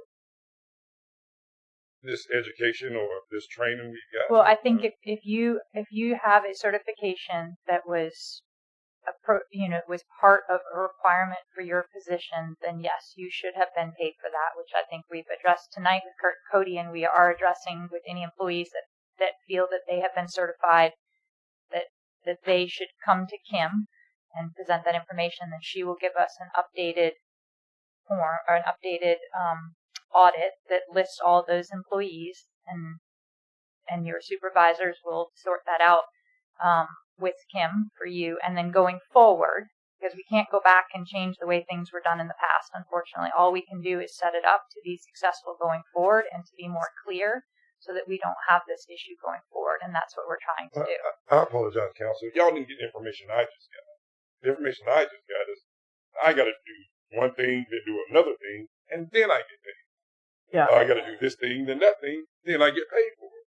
I don't understand if I'm passing these tests, I should get my pay as soon as I get certified to pass these tests. That's what but I'm getting told not even 5 minutes ago that I got to pass this test, and then pass this test, and then I get a $2, something like that. I don't understand that. That's exactly what we did with Cody and Kurt. If you look at Amos's specifically, he took the lineman apprentice Unit 1 before he came to work here, and he completed the apprentice fundamentals for Lab 1 in May, and he got his $1 for that. He didn't get it for the first one because he did it before he got here. Okay, but then if you look, and if I remember this, he took someone's place. Yeah, and that's how he kind of got these out of order. And Jonathan can speak to it. He did the Lineman Apprentice Lab 1 fundamentals, and then he did the Lineman Apprentice Lab 2 and the Line Lab 3. He did all of those, but hadn't finished the fundamentals. Is that right? So, and that's what he's saying. He's done 3 of them, that there's another part to them. And they're saying that once he finishes the other part, then he gets both dollars. Which is exactly what we've done with Kurt and Cody. Finish the whole thing. I just really, I mean, I don't know how the rest of council feels, but I really feel that the supervisors need to be better about keeping this sorted, because the amount of confusion and hard feelings that it is creating is really tragic. And it is basically, when you're a supervisor, in my opinion, it's your job to do the paperwork, keep the paperwork straight so that the employees don't have confusion about this, that they're not taking things out of order. And we've spent so much time on this, and it could have been solved. One reason they took it out of order because one employee left, and the class had been paid for already. So rather than lose the money, they sent Amos. That's not his fault. I know it's not Amos's fault, but I just happen to know that. There just needs to be documentation that, like, you can go take this, but until the rest are done, like, there's got to be better documentation. Yeah. We shouldn't be having to deal with this over and over and over again. Absolutely. That class 3 was so hard because I was not prepared. And it took everything I had to pass that. But yet, I still trying to help the city, not help myself, because I really didn't want to go there. I was like, hey, man, we need you to. And I did. It was real hard. But I don't get paid for that. Jonathan? If you'll indulge me, can we set up a meeting with him in my office tomorrow, discuss this in private? Yes. Please. Does it need to be discussed here tonight? Yeah. And also want to add that with the TVPPA issue at hand, Jonathan and I have got a hold of Caleb at TVPPA, and we are going to sit down and create an SOP for TVPPA on, moving forward with this program. Based on what TVPPA recommends, how it's utilized, what steps have to be taken. That way, liability is the key word here. If we push it to where it goes in order the way it was designed to do, then we're kind of checking that box. But this is for moving forward, that Jonathan and I came up with this last week, I think, to set this program itself into an SOP. Correct. So it has nothing to do with whatever's already happened. It's from this point going forward. Yes, that's right. Just to answer some of the comments that were made. They're going to address those, but she's talking about going forward. Yeah. Past that. So just to answer some of the comments that were made. So first of all, if the city clerk loses something, she comes to find me because I normally have the records. So I have good records. Okay. Secondly, as was mentioned, in 7 years we've had 11 HRs. when HRs have come in and other city managers have come in, and now we're on our fourth one, they have told staff, including your supervisors and your department heads, you are not allowed to keep records on that employee for this, this, or that. So to be told that we should have records of all the training, we should have records of all this and all that, we were told actually that they actually went back there, and the last city manager and 3 HRs ago, and literally took all of our files out of our computers and out of our file cabinets and took them over there, and nobody knows what happened to them. So to be told that we don't keep good records and we don't manage that, that's not the case. And I want to point out one positive thing here, because I know we're focusing on the negative. There was no training here prior to 2021. Mr. Bishop, myself, Mr. Miller, wherever he went, we're the only reason why there is anything in utilities for any kind of training. There was no classes, there was no continuing education, there were no certifications, there were no people with licenses. So from a positive perspective, this is a good problem to have, that we have for the first time in this city employees who are actually qualified to do their jobs in a safe manner. So I'm not trying to be emotional, but a lot of things are said about, well, this is your fault, or this is his fault, or that's not the case. And I'll take a lot of things, but I'm not going to stand here and be told that I don't keep good records. Because if I don't have the physical copy of it, I can almost tell you the date in my head. So I just, thank you. I appreciate what you said very much. And I do understand that it is an HR issue. I also know that there are employees that have asked supervisors to put in PAFs and they did not get done. And HR has asked for PAFs and they did not get done. And I'm not specifying any particular person in this situation, but I'm just saying that I would really like to not have to address this again in the future, ever. I will say that there were a lot that got done that never got sent to Infomart. And that was HR's issue, not the department head. No, it's across the board. So, because the PAFs, not you, other people, not one of those other 11 that we had before you, because I've seen them. I mean, the Cody and Kurt have perfect records. Most of them are hanging on the wall in the back. That's where you can find them. They're hanging on the wall. Because if you walk in the back hallway, you'll see all their certs. Everybody's, not just theirs, but everybody's on the wall. But the fact that they have to go and get them and find them is ridiculous. Yeah. It should all be in their folder. And you are the one who found a separate folder sitting aside with all the PAFs, the personnel action forms in it that had not been sent to Infomart. And you're the one who verified they had not been sent. That is a step in the right direction. Before, we had no idea they hadn't been sent. We just knew these guys said we owed them money. And the fact that they started bringing us copies of everything that they had, because their records, Cody's records, are immaculate. They're wonderful, and Kurt's are right up there. Cody compliments his wife when you say his are great. He said, it's not me, it's my wife. Well, whoever it is, he's got everything. And that's why his papers are all really good here and probably pretty much right on the money. But Kim, you're the one who found all that for us. You're the one who found the sheets that were there that had been signed by everybody that needed to be. They were signed by city managers.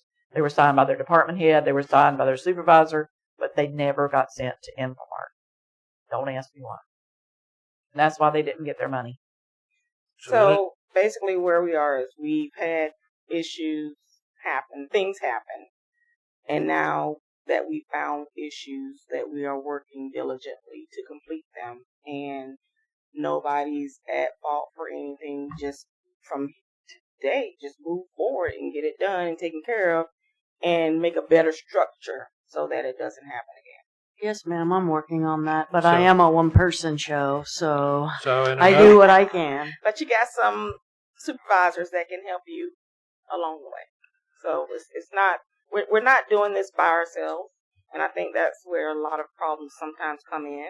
People think that they're on their own doing things when you have to work as a team to get things done. So my thing would be, you got 2 weeks to get them all together. Put a do not disturb sign on your door. You got 2 weeks to get them all straightened out. Now bring us a list that has the people who haven't been paid yet. Yes, ma'am. For example, those I just talked about with Amos. Yes, ma'am. And Mr. Who else did I see down there? Mr. Brown, Earl Brown. and possibly Mr. Curry. Mr. Curry's got one there. I know Mr. Curry's not currently in the wastewater area, but he probably was when he got it, because it was in 24. He's just recently been moved to Streets and Roads, so he probably needed that dollar. So we look forward to hearing from you soon. Thank you. Any other questions? We didn't have to do anything on that. That was just purely discussion. All right. So we're going to move forward. So discussion with possible actions, pay increase and term limits for city council and mayor, council president, Darfeness Hinds. So I had Miss Latricia print you guys off an email that I sent to her, just with some information. I don't know, Miss Latricia, do you want to put it up so maybe they can see it as well? Do you want to put it up? Oh, okay. Never mind. All right. So, I would like to have a discussion on increasing our terms from 2 years to 4 years. Maximum consecutive terms of 3 for a total of 12 years, with an exception if there is no other candidate that wants to take the seat, then if that person wants to remain, they can remain. Consideration in increasing our base pay anywhere from $100 to $200 per year times 4 years for the mayor and the council. President, of course, is going to be additional $100 base pay, which is what it currently is now. Vice president, $50 above the base pay. So if we look at it and we say council starts at, currently we're at $400. And if we get a raise every year until the first year we would increase to $6,000 as opposed to, I think right now we're like $4,000 a year. I ain't have time to calculate that. I did that in 15 minutes. 48. So currently, council's pay for a year is $4,800. If we increase by $100 next year, it'll be $6,000. $100 the next year, $7,200. $100 the next year, $8,400, and $100 the last year. Fourth year would be $9,600. Of course, adding $100 on top of the president and $50 on top of the vice president. So first year would be $7,200 for the president, $8,400 for the second year, $9,600 for the third year, and $1,800 for the fourth year. And then the vice president would be $60,000. Must be 10,000. It can't go down to 1,000. What can't go down to 1,000? The last line would not be 1,800. It's probably 10,800. That's just my guess. If you're going to add 12 by 100, it's definitely not 1,800. Yeah, they did it go up? 96. Oh, yeah, 10,800. Correct. So typo. And the next one over is wrong. Will be 10,000. So you know what I'm saying. But thanks. Yes, those are typos. I missed the zero. So the vice president will be $6,600 the first year. Second year, $7,800. Third year, $8,400. And the fourth year be $10,000.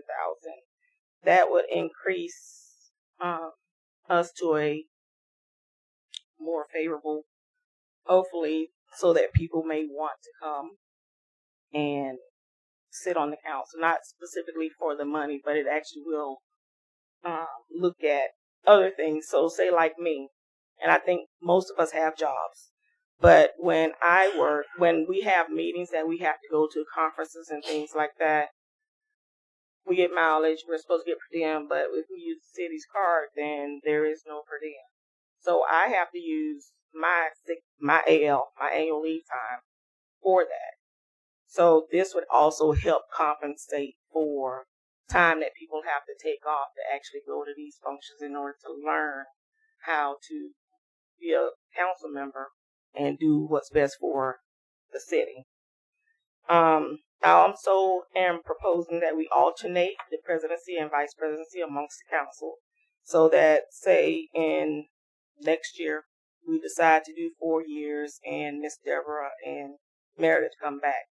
Well, 2 years, Miss Meredith will be the president, and 2 years, Miss Jones will be the vice president. Then it was swap. That way, everybody kind of gets the experience of sitting at the dais and running things and knowing how things truly work instead of just sitting on the side. So those are my thoughts and suggestions we can discuss. Well, as far as the alternating goes, it will depend on where, like for instance, I'll say me and Miss Debra, we're here in town. And there was a lot of times last year of, getting a phone call going, hey, what time do you get off work? We need some stuff signed. Or where can we come meet you? We have some stuff signed. So that's easier.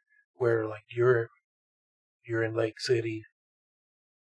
Not as available to be. Right. Yeah. She might not be as available.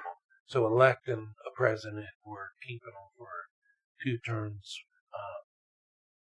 Well, it wouldn't be mandatory. I mean, they could elect to say, because of my job, I'm not willing to take that position, and then we can elect somebody. But I think we still should give everybody an opportunity to sit at that seat. That way they know the ins and outs of what's going on related to the position. Be better informed. So that's just my thought. It doesn't have to be. It was just a suggestion. But that would eliminate us from having to vote for president every year. That's about like having coming in and being here for 2 years. Just as you start to get the feel and know what you're doing, you have to go and run and lead. So it gives that person that opportunity to really develop in the position.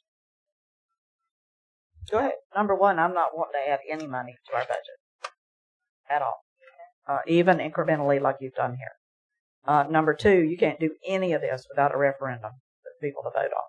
Well, yeah, I know that. Because it's in the charter.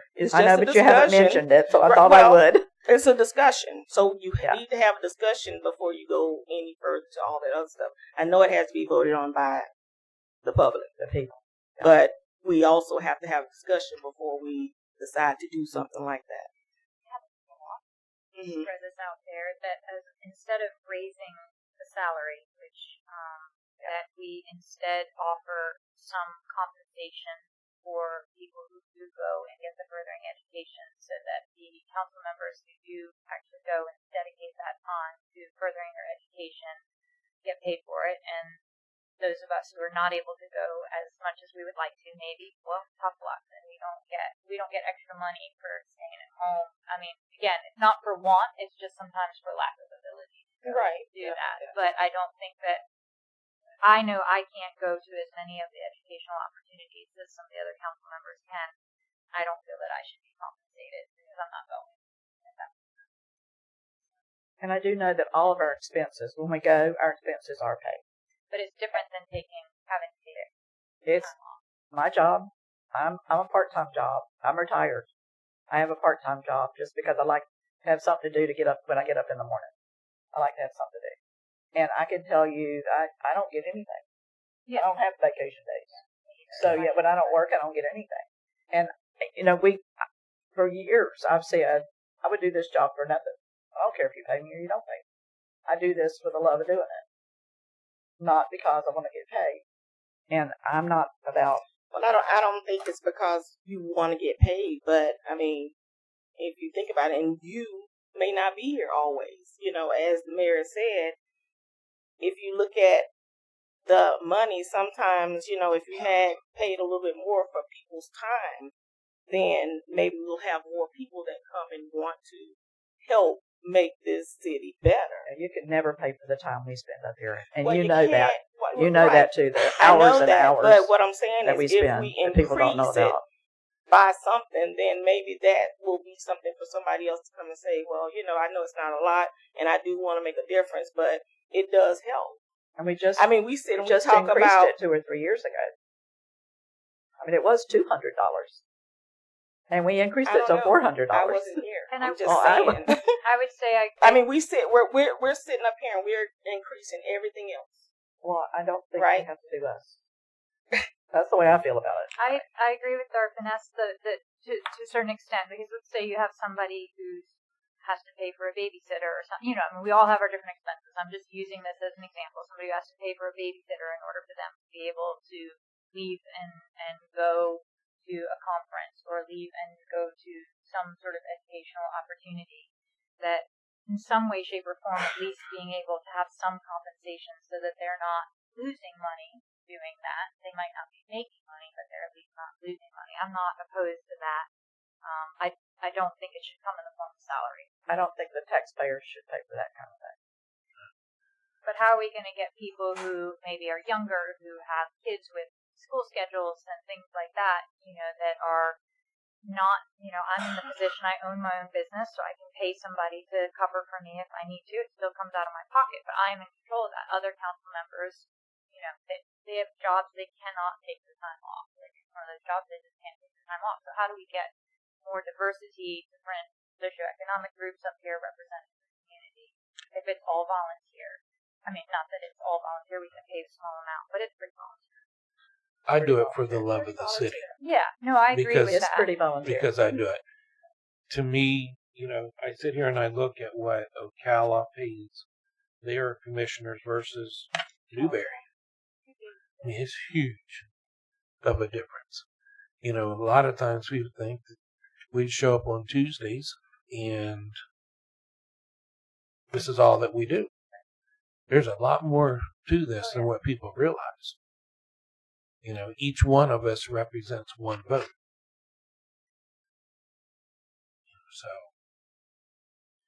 So to me, I don't do it for the money. No. But everybody's not the same, and I'm not saying that people are going to sit up here and do it for the money. But because this $600, $800, ain't nobody coming here just doing that for the money. So it's $800. I'm just saying it helps to, as she's saying, kind of recoup some things that may be lost people taking off from their job. I take off every time we go somewhere. And I mean every time. And whereas my AL used to be here, it's here now. You know what I'm saying? And no matter what money that we give each other, give is going to pay me for that time that I'm taking off, but I am sacrificing. I'm sacrificing time that I can go and have vacations with family because I'm using vacation. So those are the things that I'm talking about. Just show some appreciation, I guess. You know? I'm okay, but somebody else that may come up here and sit up here may not be okay. You understand what I'm saying? And then now you'll have, once again, a council of people who are not going to better themselves to get the knowledge because they can't afford to go and do it. That's all.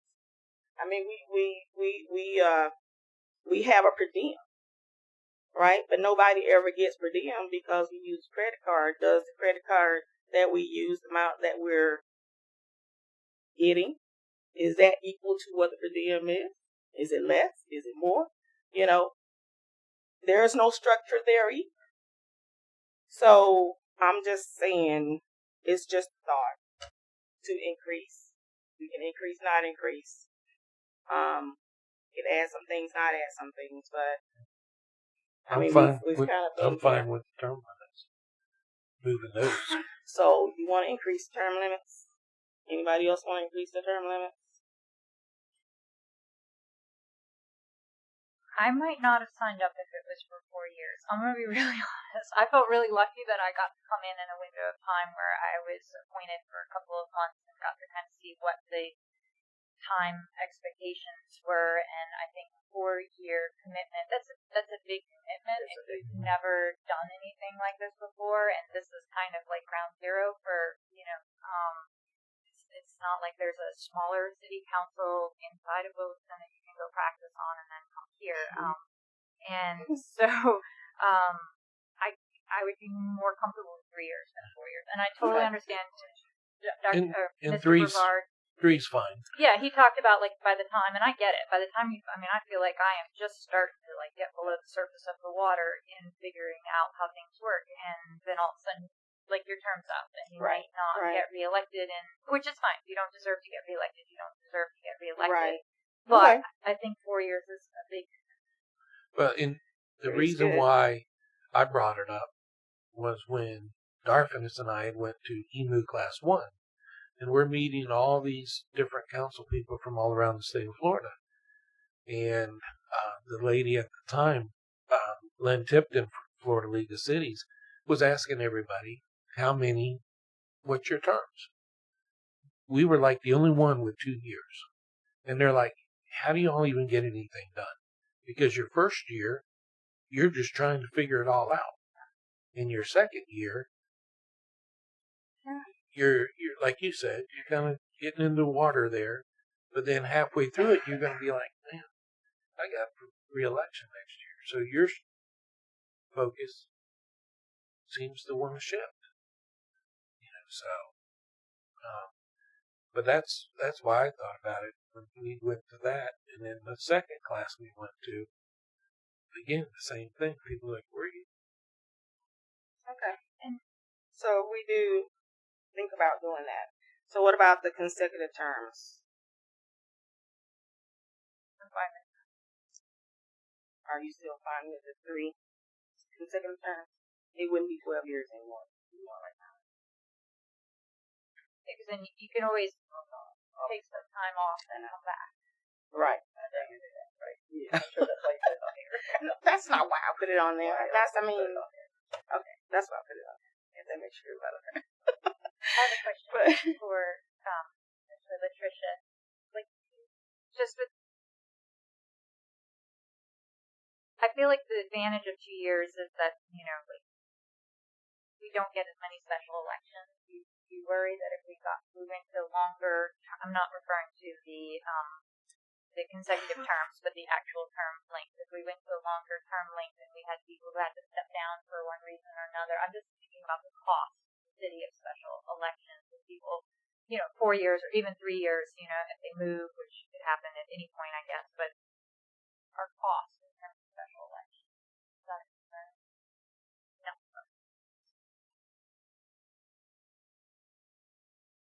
So Ms. Debra, tell us why you don't like the terms. The terms, yeah. Because you just moved it to 9 to 1. You want still at 12? No, 3 times 3 is 9. I know, that's what I just said. I just said if we leave it at 3 terms, then it's not going to be 12 years anymore. It'll be 9 years because we'll be doing 3 and 3.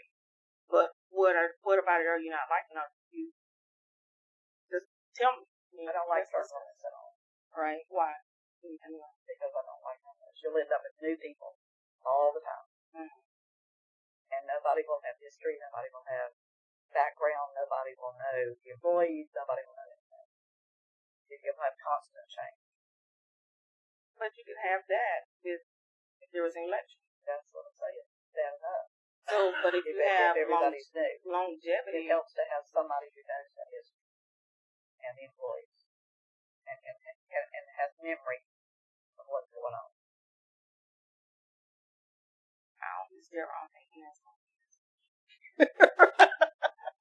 I mean, it's good. I mean, it's nothing bad, but I'm just saying. I haven't been here that long if you look at all my different terms. No, yeah. You think I have, but I haven't. But this is you just started consecutive. I've just been doing it a long time. Correct. Off and on. And this is just consecutive. It's not saying that somebody can serve for, 18 years. They just can't do more than, and we could make it 12 years, and then they have to take a break. Come back. But then if you don't have anybody that's running against you, then you can stay on anyway. So I'm not just thinking about me. I'm just thinking about all brand new people sitting here. Every 3 years, you're getting up all brand new people. Well, that would happen anyway. Whether we change the correct. That could happen anyway. It could. Right. It could.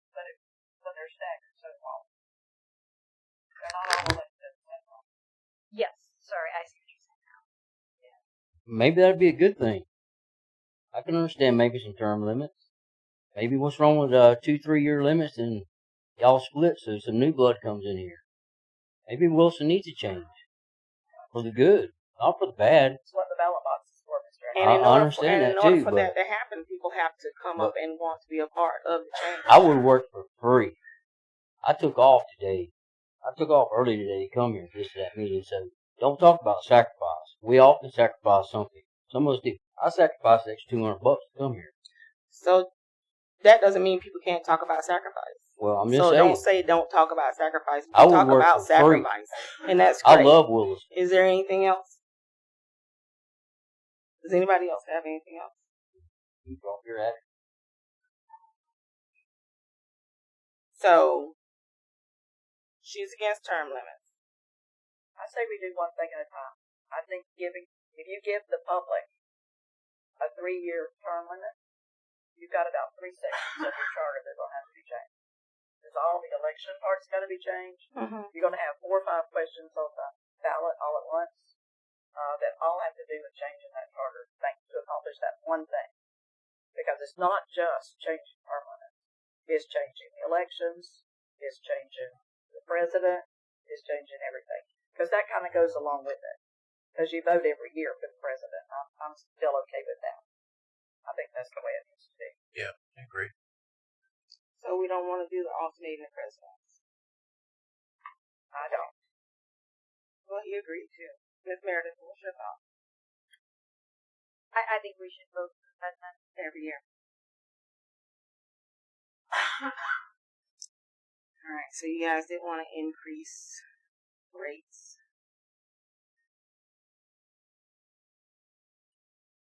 So why? Who wants to do term limits? I am not opposed to term limits. I would like to do term limits. And I very much appreciate what Debra said. And when I first started on this council, I was very appreciative of the diversity that we had, because we had, we did have the institutional knowledge and the understanding of that. But if that wouldn't go away, it would just mean that you couldn't run term after term after term after term after term after term. That you would have to take 3-year breaks and then come back. You wouldn't necessarily have to take a break. Oh yes, absolutely. You're absolutely correct. Yes. Yeah. And in truth, like if the community wants you there that much, they will vote for you the next time. So there's the answer to that. I agree with that. I think I'm fine with doing the term limits. I'm fine with doing the not taking a pay increase.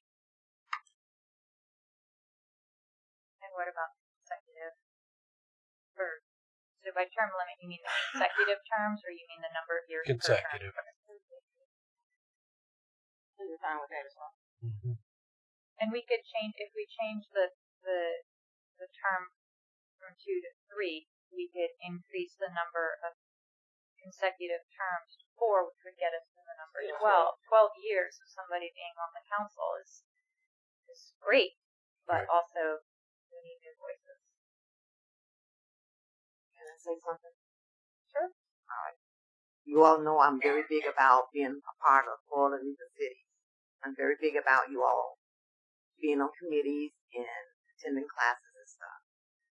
The Florida League of Cities have a program that recognizes council members that have been on the council 20 years and plus. And I would like for City of Williston to be one of those that get recognized by having a council member with 20 years and plus. That's just me. We had some this last year that were 40 and 45. I say leave it to the public. If they elect you, they elect you. If they don't, they don't. And like I said, when you do the increase in the term limit, you're going to be doing good to get that passed. One thing at a time. Because it's probably going to be 3 or 4 things. Yeah, because we're going on Tammy's ballots.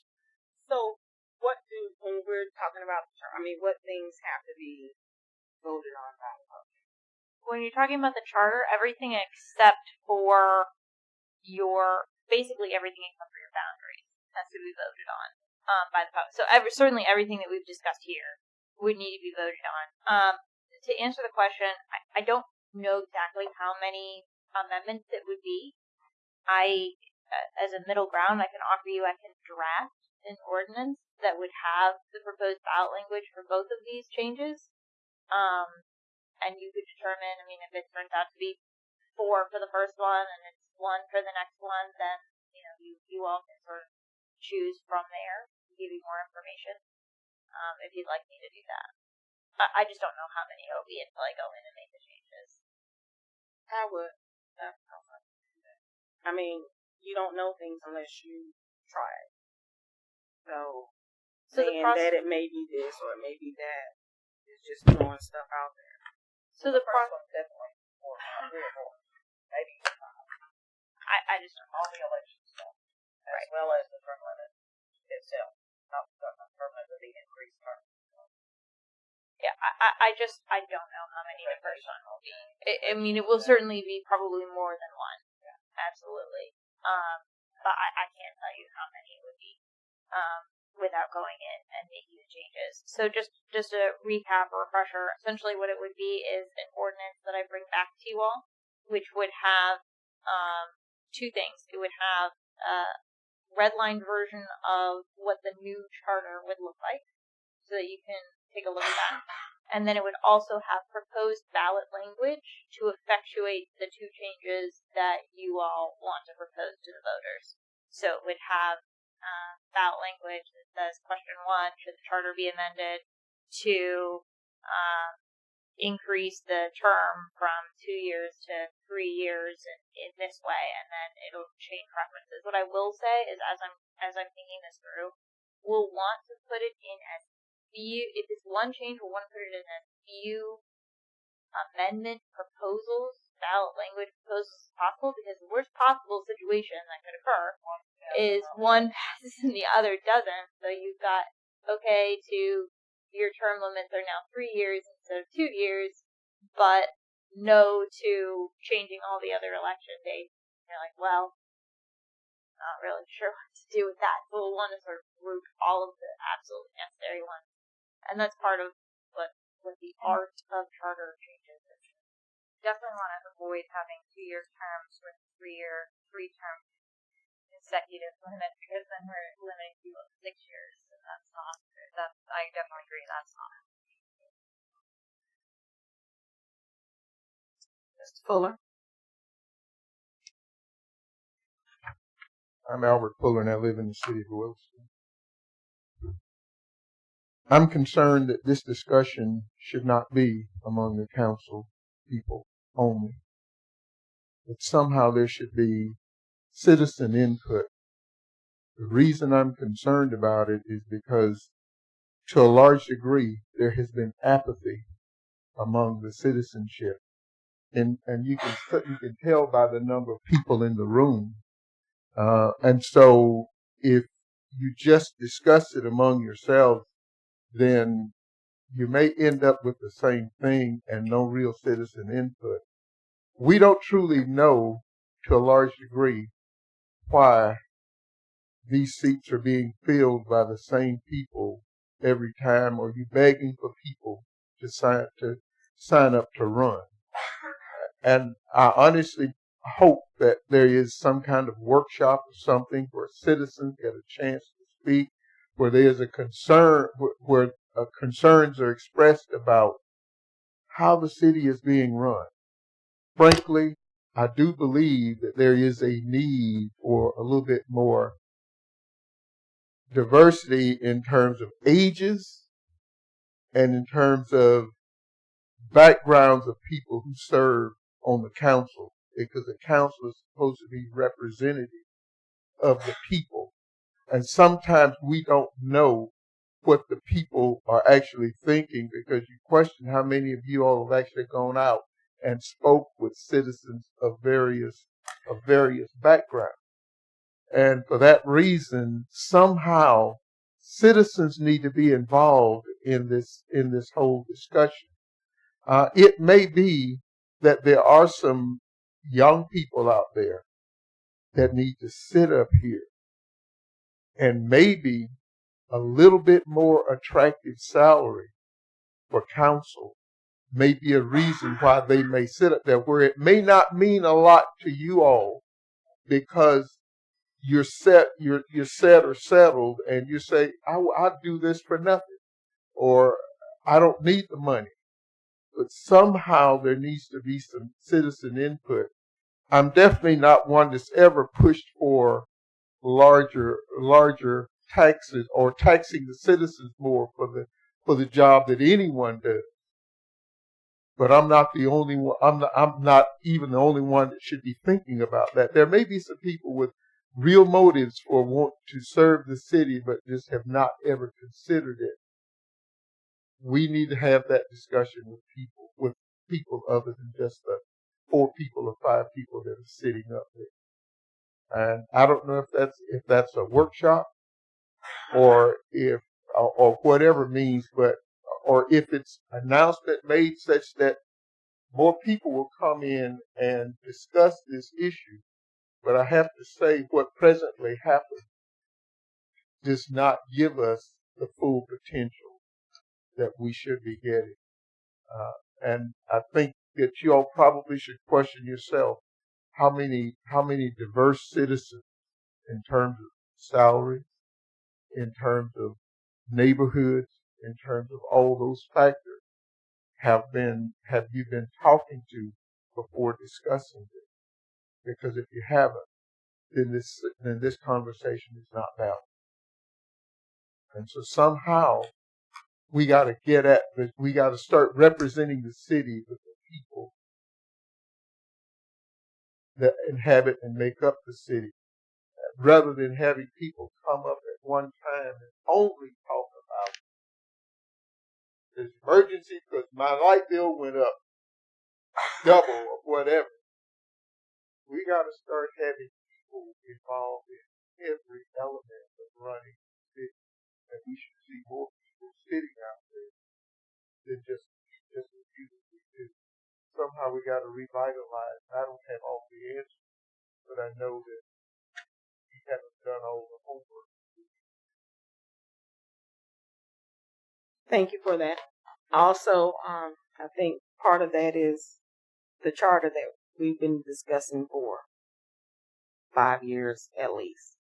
So that would help. But then in order to make any changes, we have to work on the charter anyway. So that was actually going to be my next thing to talk about. But so, Mr. Cox, you have something? For this or something else? Oh, I don't know. You just kind of set up. No, just. Okay. So, any further discussion on this that we talked about? I will bring those back. It will not be at your next meeting. I can guarantee you that. No. Okay. Ballot language crafting is going to take me more than 1 week. Yeah, I know when I had talked to Tammy Jones about it, I think she said the deadline to be on there for this year was, I think, around December 1st to get stuff in for the upcoming election. I just want to start talking about it. I can have it in the meeting after. Okay. To Mr. Fuller's point, it'll be on the agenda, so we can certainly have plenty of discussion from the community at that point when it comes back, because we won't be voting at that point in time. We'll just be discussing the ordinance, or we would be voting on whether to. So I would have it as first read of the ordinance, just because that's how we typically present ordinances. But if you want to make any, you're welcome to make changes to it, and if you make changes to it, it'll just be first read again. And I will say it was on this agenda, and I've already heard from a lot of people, mostly about the salaries being raised. All kinds of things.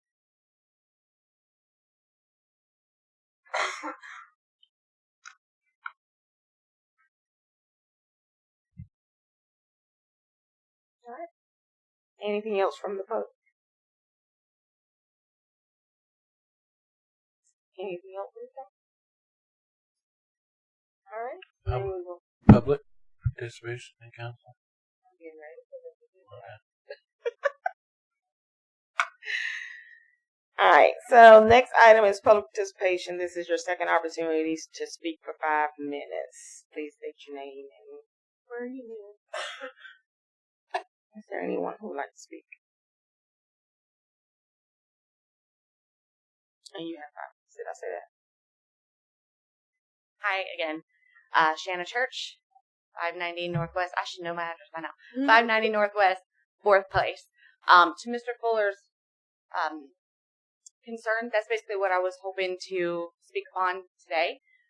It kind of goes into the utility issue that I had brought up to the council at the last meeting, and a little bit into just communication between the city and the residents, which I understand can be difficult because of the nature of some of the issues. Is Wawa coming? Is Wawa not coming? What's going on with my neighbor's utility bill versus mine being a third of that? I believe if we were able to focus on the communication, whether we do town halls and allow more participation, or we put out some sort of newsletter, something addressing the concerns that are brought to your attention during the city council meetings without having to personally address each one of us as we come up here, but still bringing some information to the concern, I believe would be a huge benefit for both sides involved. As far as from our side, there are a number of residents that are meeting just with each other just to kind of figure out, okay, what's going on? What's our biggest concern? Then we can try to come up here. The seats are empty because they feel like they come up, they say something, they know they're not guaranteed that there's an answer, but then it stops there. So then my next step with my little crusade was, okay, I'm going to call up here, I'm going to make an appointment with Sue or whoever I need to figure out what's the next step so I can have some information to come back and tell the residents that are asking me, hey, do you have an update? Because I'm in the same boat. As far as I've been told, it's just contact the city manager, come in, do a case by case. But unless I'm going out there and just announcing it with a megaphone for people to hear, that information is not told to the residents. So I believe when we're dealing with a transparency issue, if we just, however we choose, whether it's online social media or having a town hall or just a newsletter, something where it says, hey, we hear your concerns, we are looking into this. We may not have an answer just yet, or we may not have a fix to a long-term problem just yet, but these are things we are working on. And if you have any concerns that affect you directly, here's who to contact. Here are the next steps. Just so that way the residents know, okay, we're heard. Some of us can't come up here. I know myself, I have to get a sitter and then take time off from taking care of my dad who has cancer just to come up here for a few hours. And I believe the last time I was up here for like 5 hours. But it's a very important thing, and I wanted to have some kind of solid information or some sort of plan, somewhere to go to figure out, okay, what do we do now? Because, yes, at the end of the day, we were told you have until this time on this day to pay that utility bill, and some way we figure it out. But there are so many of us that are going, okay, what do I do? What do I do? And then they just come home to no utilities because they don't know who to call or where to come up, or even to be able to take the time off to come up here on that day and guarantee that they can speak to somebody because they can call and leave a message, but it may end there because you guys are busy, everyone's busy, everyone has their day-to-day jobs. So if we can work on something to just get that information or online posting or just more opportunities to get the information out to the residents, maybe we might have more participation and maybe we might have more people who are willing to come forward and say, hey, I want to run. And that also goes into what you were proposing. Me, myself, if that's something I was looking forward to doing, I do have to take extra time off. I do have to pay for sitters and things like that. So even though it's a passion of mine and I would want to come up here to do just what I feel like is the right thing, if I have something I can bring to the table, I still would also have to make sure that it's not taking more time and money away from my family just to be able to pay the bill that I'm coming up here trying to fix. So there's a lot of different things at hand, a lot of little separate fires to kind of put out and work on. I just feel if we start with communication first, maybe we might find some answers quicker or might be able to work together a little faster or just have more ideas, more resources, more wells that we can tap to conquer these issues. That's my only tidbit is just what can we do for communication? What can we do on our side as far as the residents to help with that? Okay, thank you. Any comments from? I know that our city manager did do a newsletter when she was city manager of Bronson, and I know that's one of her the things that she's hoping to get going here in Williston. So she talked about that. I think when we interviewed her, that was one of the things that she was most proud of. She just hasn't had a chance in the first 6-8 months she's been here to get that. But it is a really valid point, and I think she will. I think that'd be a great start, just to at least establish rapport with residents, and so they know who to come to and what they can talk about versus feeling just hopeless. Because right now, that's the general consensus that I'm hearing from the residents who reach out to me. They don't know what to do. Yeah, make sure they're all on our Facebook page, because there's Latricia posts information there all the time. Erin's always posting stuff. Some of our other departments actually have Facebook pages. Right, yeah, and I do follow them. A lot of times it's updates regarding the fiber, what's going on with certain events you guys are putting on, so you can answer more questions. And then I do see that there is a lot of feedback, whether it be positive or negative, so it can make that a little hard to navigate. But as far as, are you facing this issue?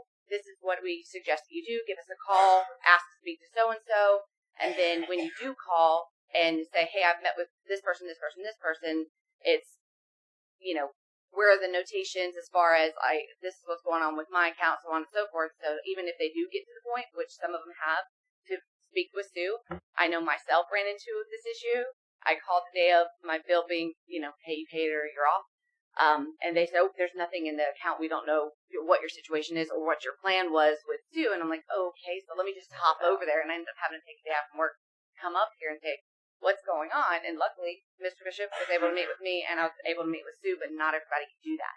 So in the situation where they can't take off from work, they just have to wait till it gets cut off and then try to come and do it all over again. I will say they usually call, and sometimes they email.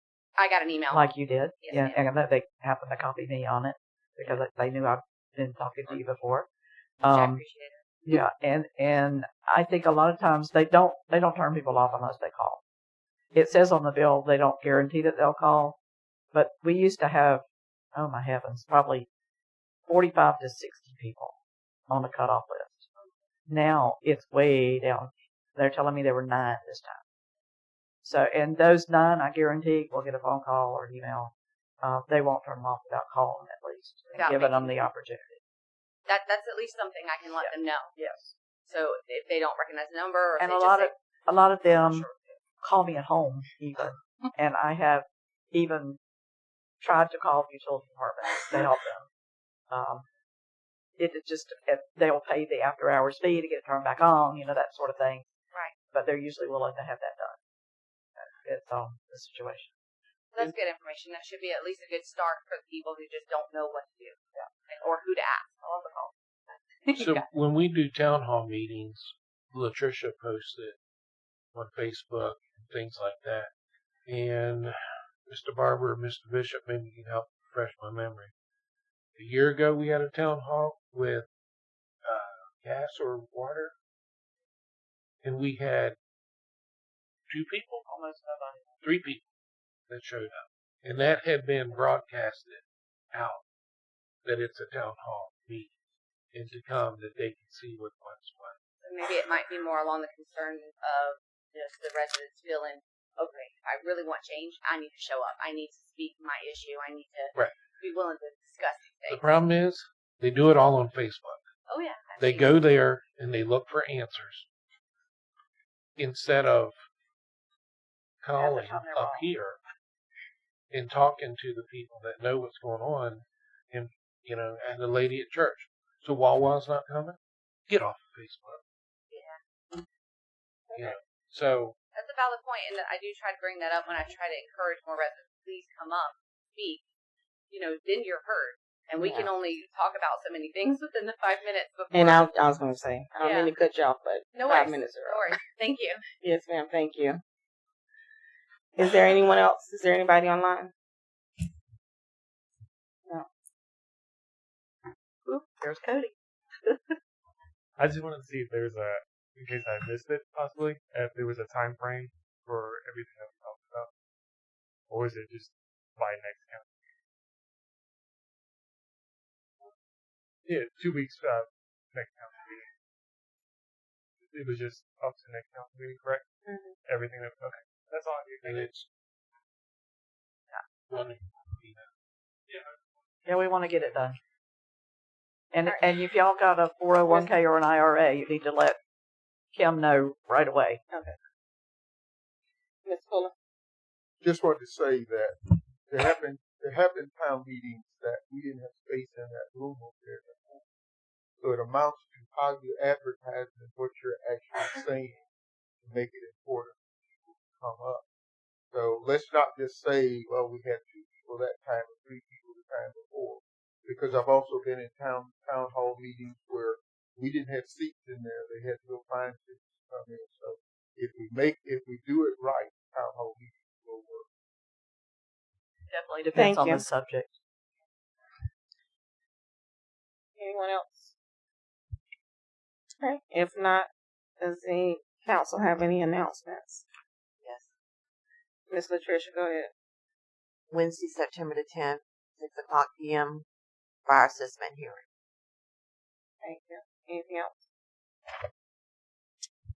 Anything else from anyone on the council? Yeah. Let's see, just a couple of things. The organizational chart that their city manager sent out. I don't know if y'all noticed, but it's... Can't read it. Can't read it. There's at least 7 or 8 employees on there that are not working for us. So we need to go through and get that corrected. And just for the record. She said she was working on it. But it was emailed out. So. Right. Record keeper. Just from my knowledge. Latricia's our record keeper. Anything that comes in needs to go to her, right? Correct. Okay. Thank you. Just to clarify on that last thing, just because it doesn't get to Latricia does not mean it's not a public record. So sending it to Latricia, best practice, because she keeps all of our public records. I just didn't want anyone to hear that and think if I don't send it to Latricia, it's not a public record. It is. Right. We just want to make sure that Latricia's That getting it the all things goes. that she needs in order to effectively do her job and not get stuck somewhere else as opposed to with her. Any other announcements from staff in the back? No? Chief Rose? Barbara's got his hand up. Can you help me with that one? I'm trying. Yep. This was a long meeting for such a short agenda. Yes, Just want to remind everybody we're about a month from Peanut Festival. So the community talked about being made aware of things, and that's always a big thing for the town, and it's important for us. So I just wanted to mention that one. Also, these meetings are recorded and broadcast during. So that's another avenue as well. Yeah. And they're also available on YouTube. And also available on in YouTube. perpetuity. Okay. Right. Yes, ma'am. All right. Adjournment. Can I get a motion? Maybe we adjourn. Can I get a second? Second. Got a motion and a second. Any discussion? Public? Council? If none, move to vote. All those in favor, say aye. Aye. All those opposed, nay. Motion passes 4-0. Have a good night at 8:29 p.m.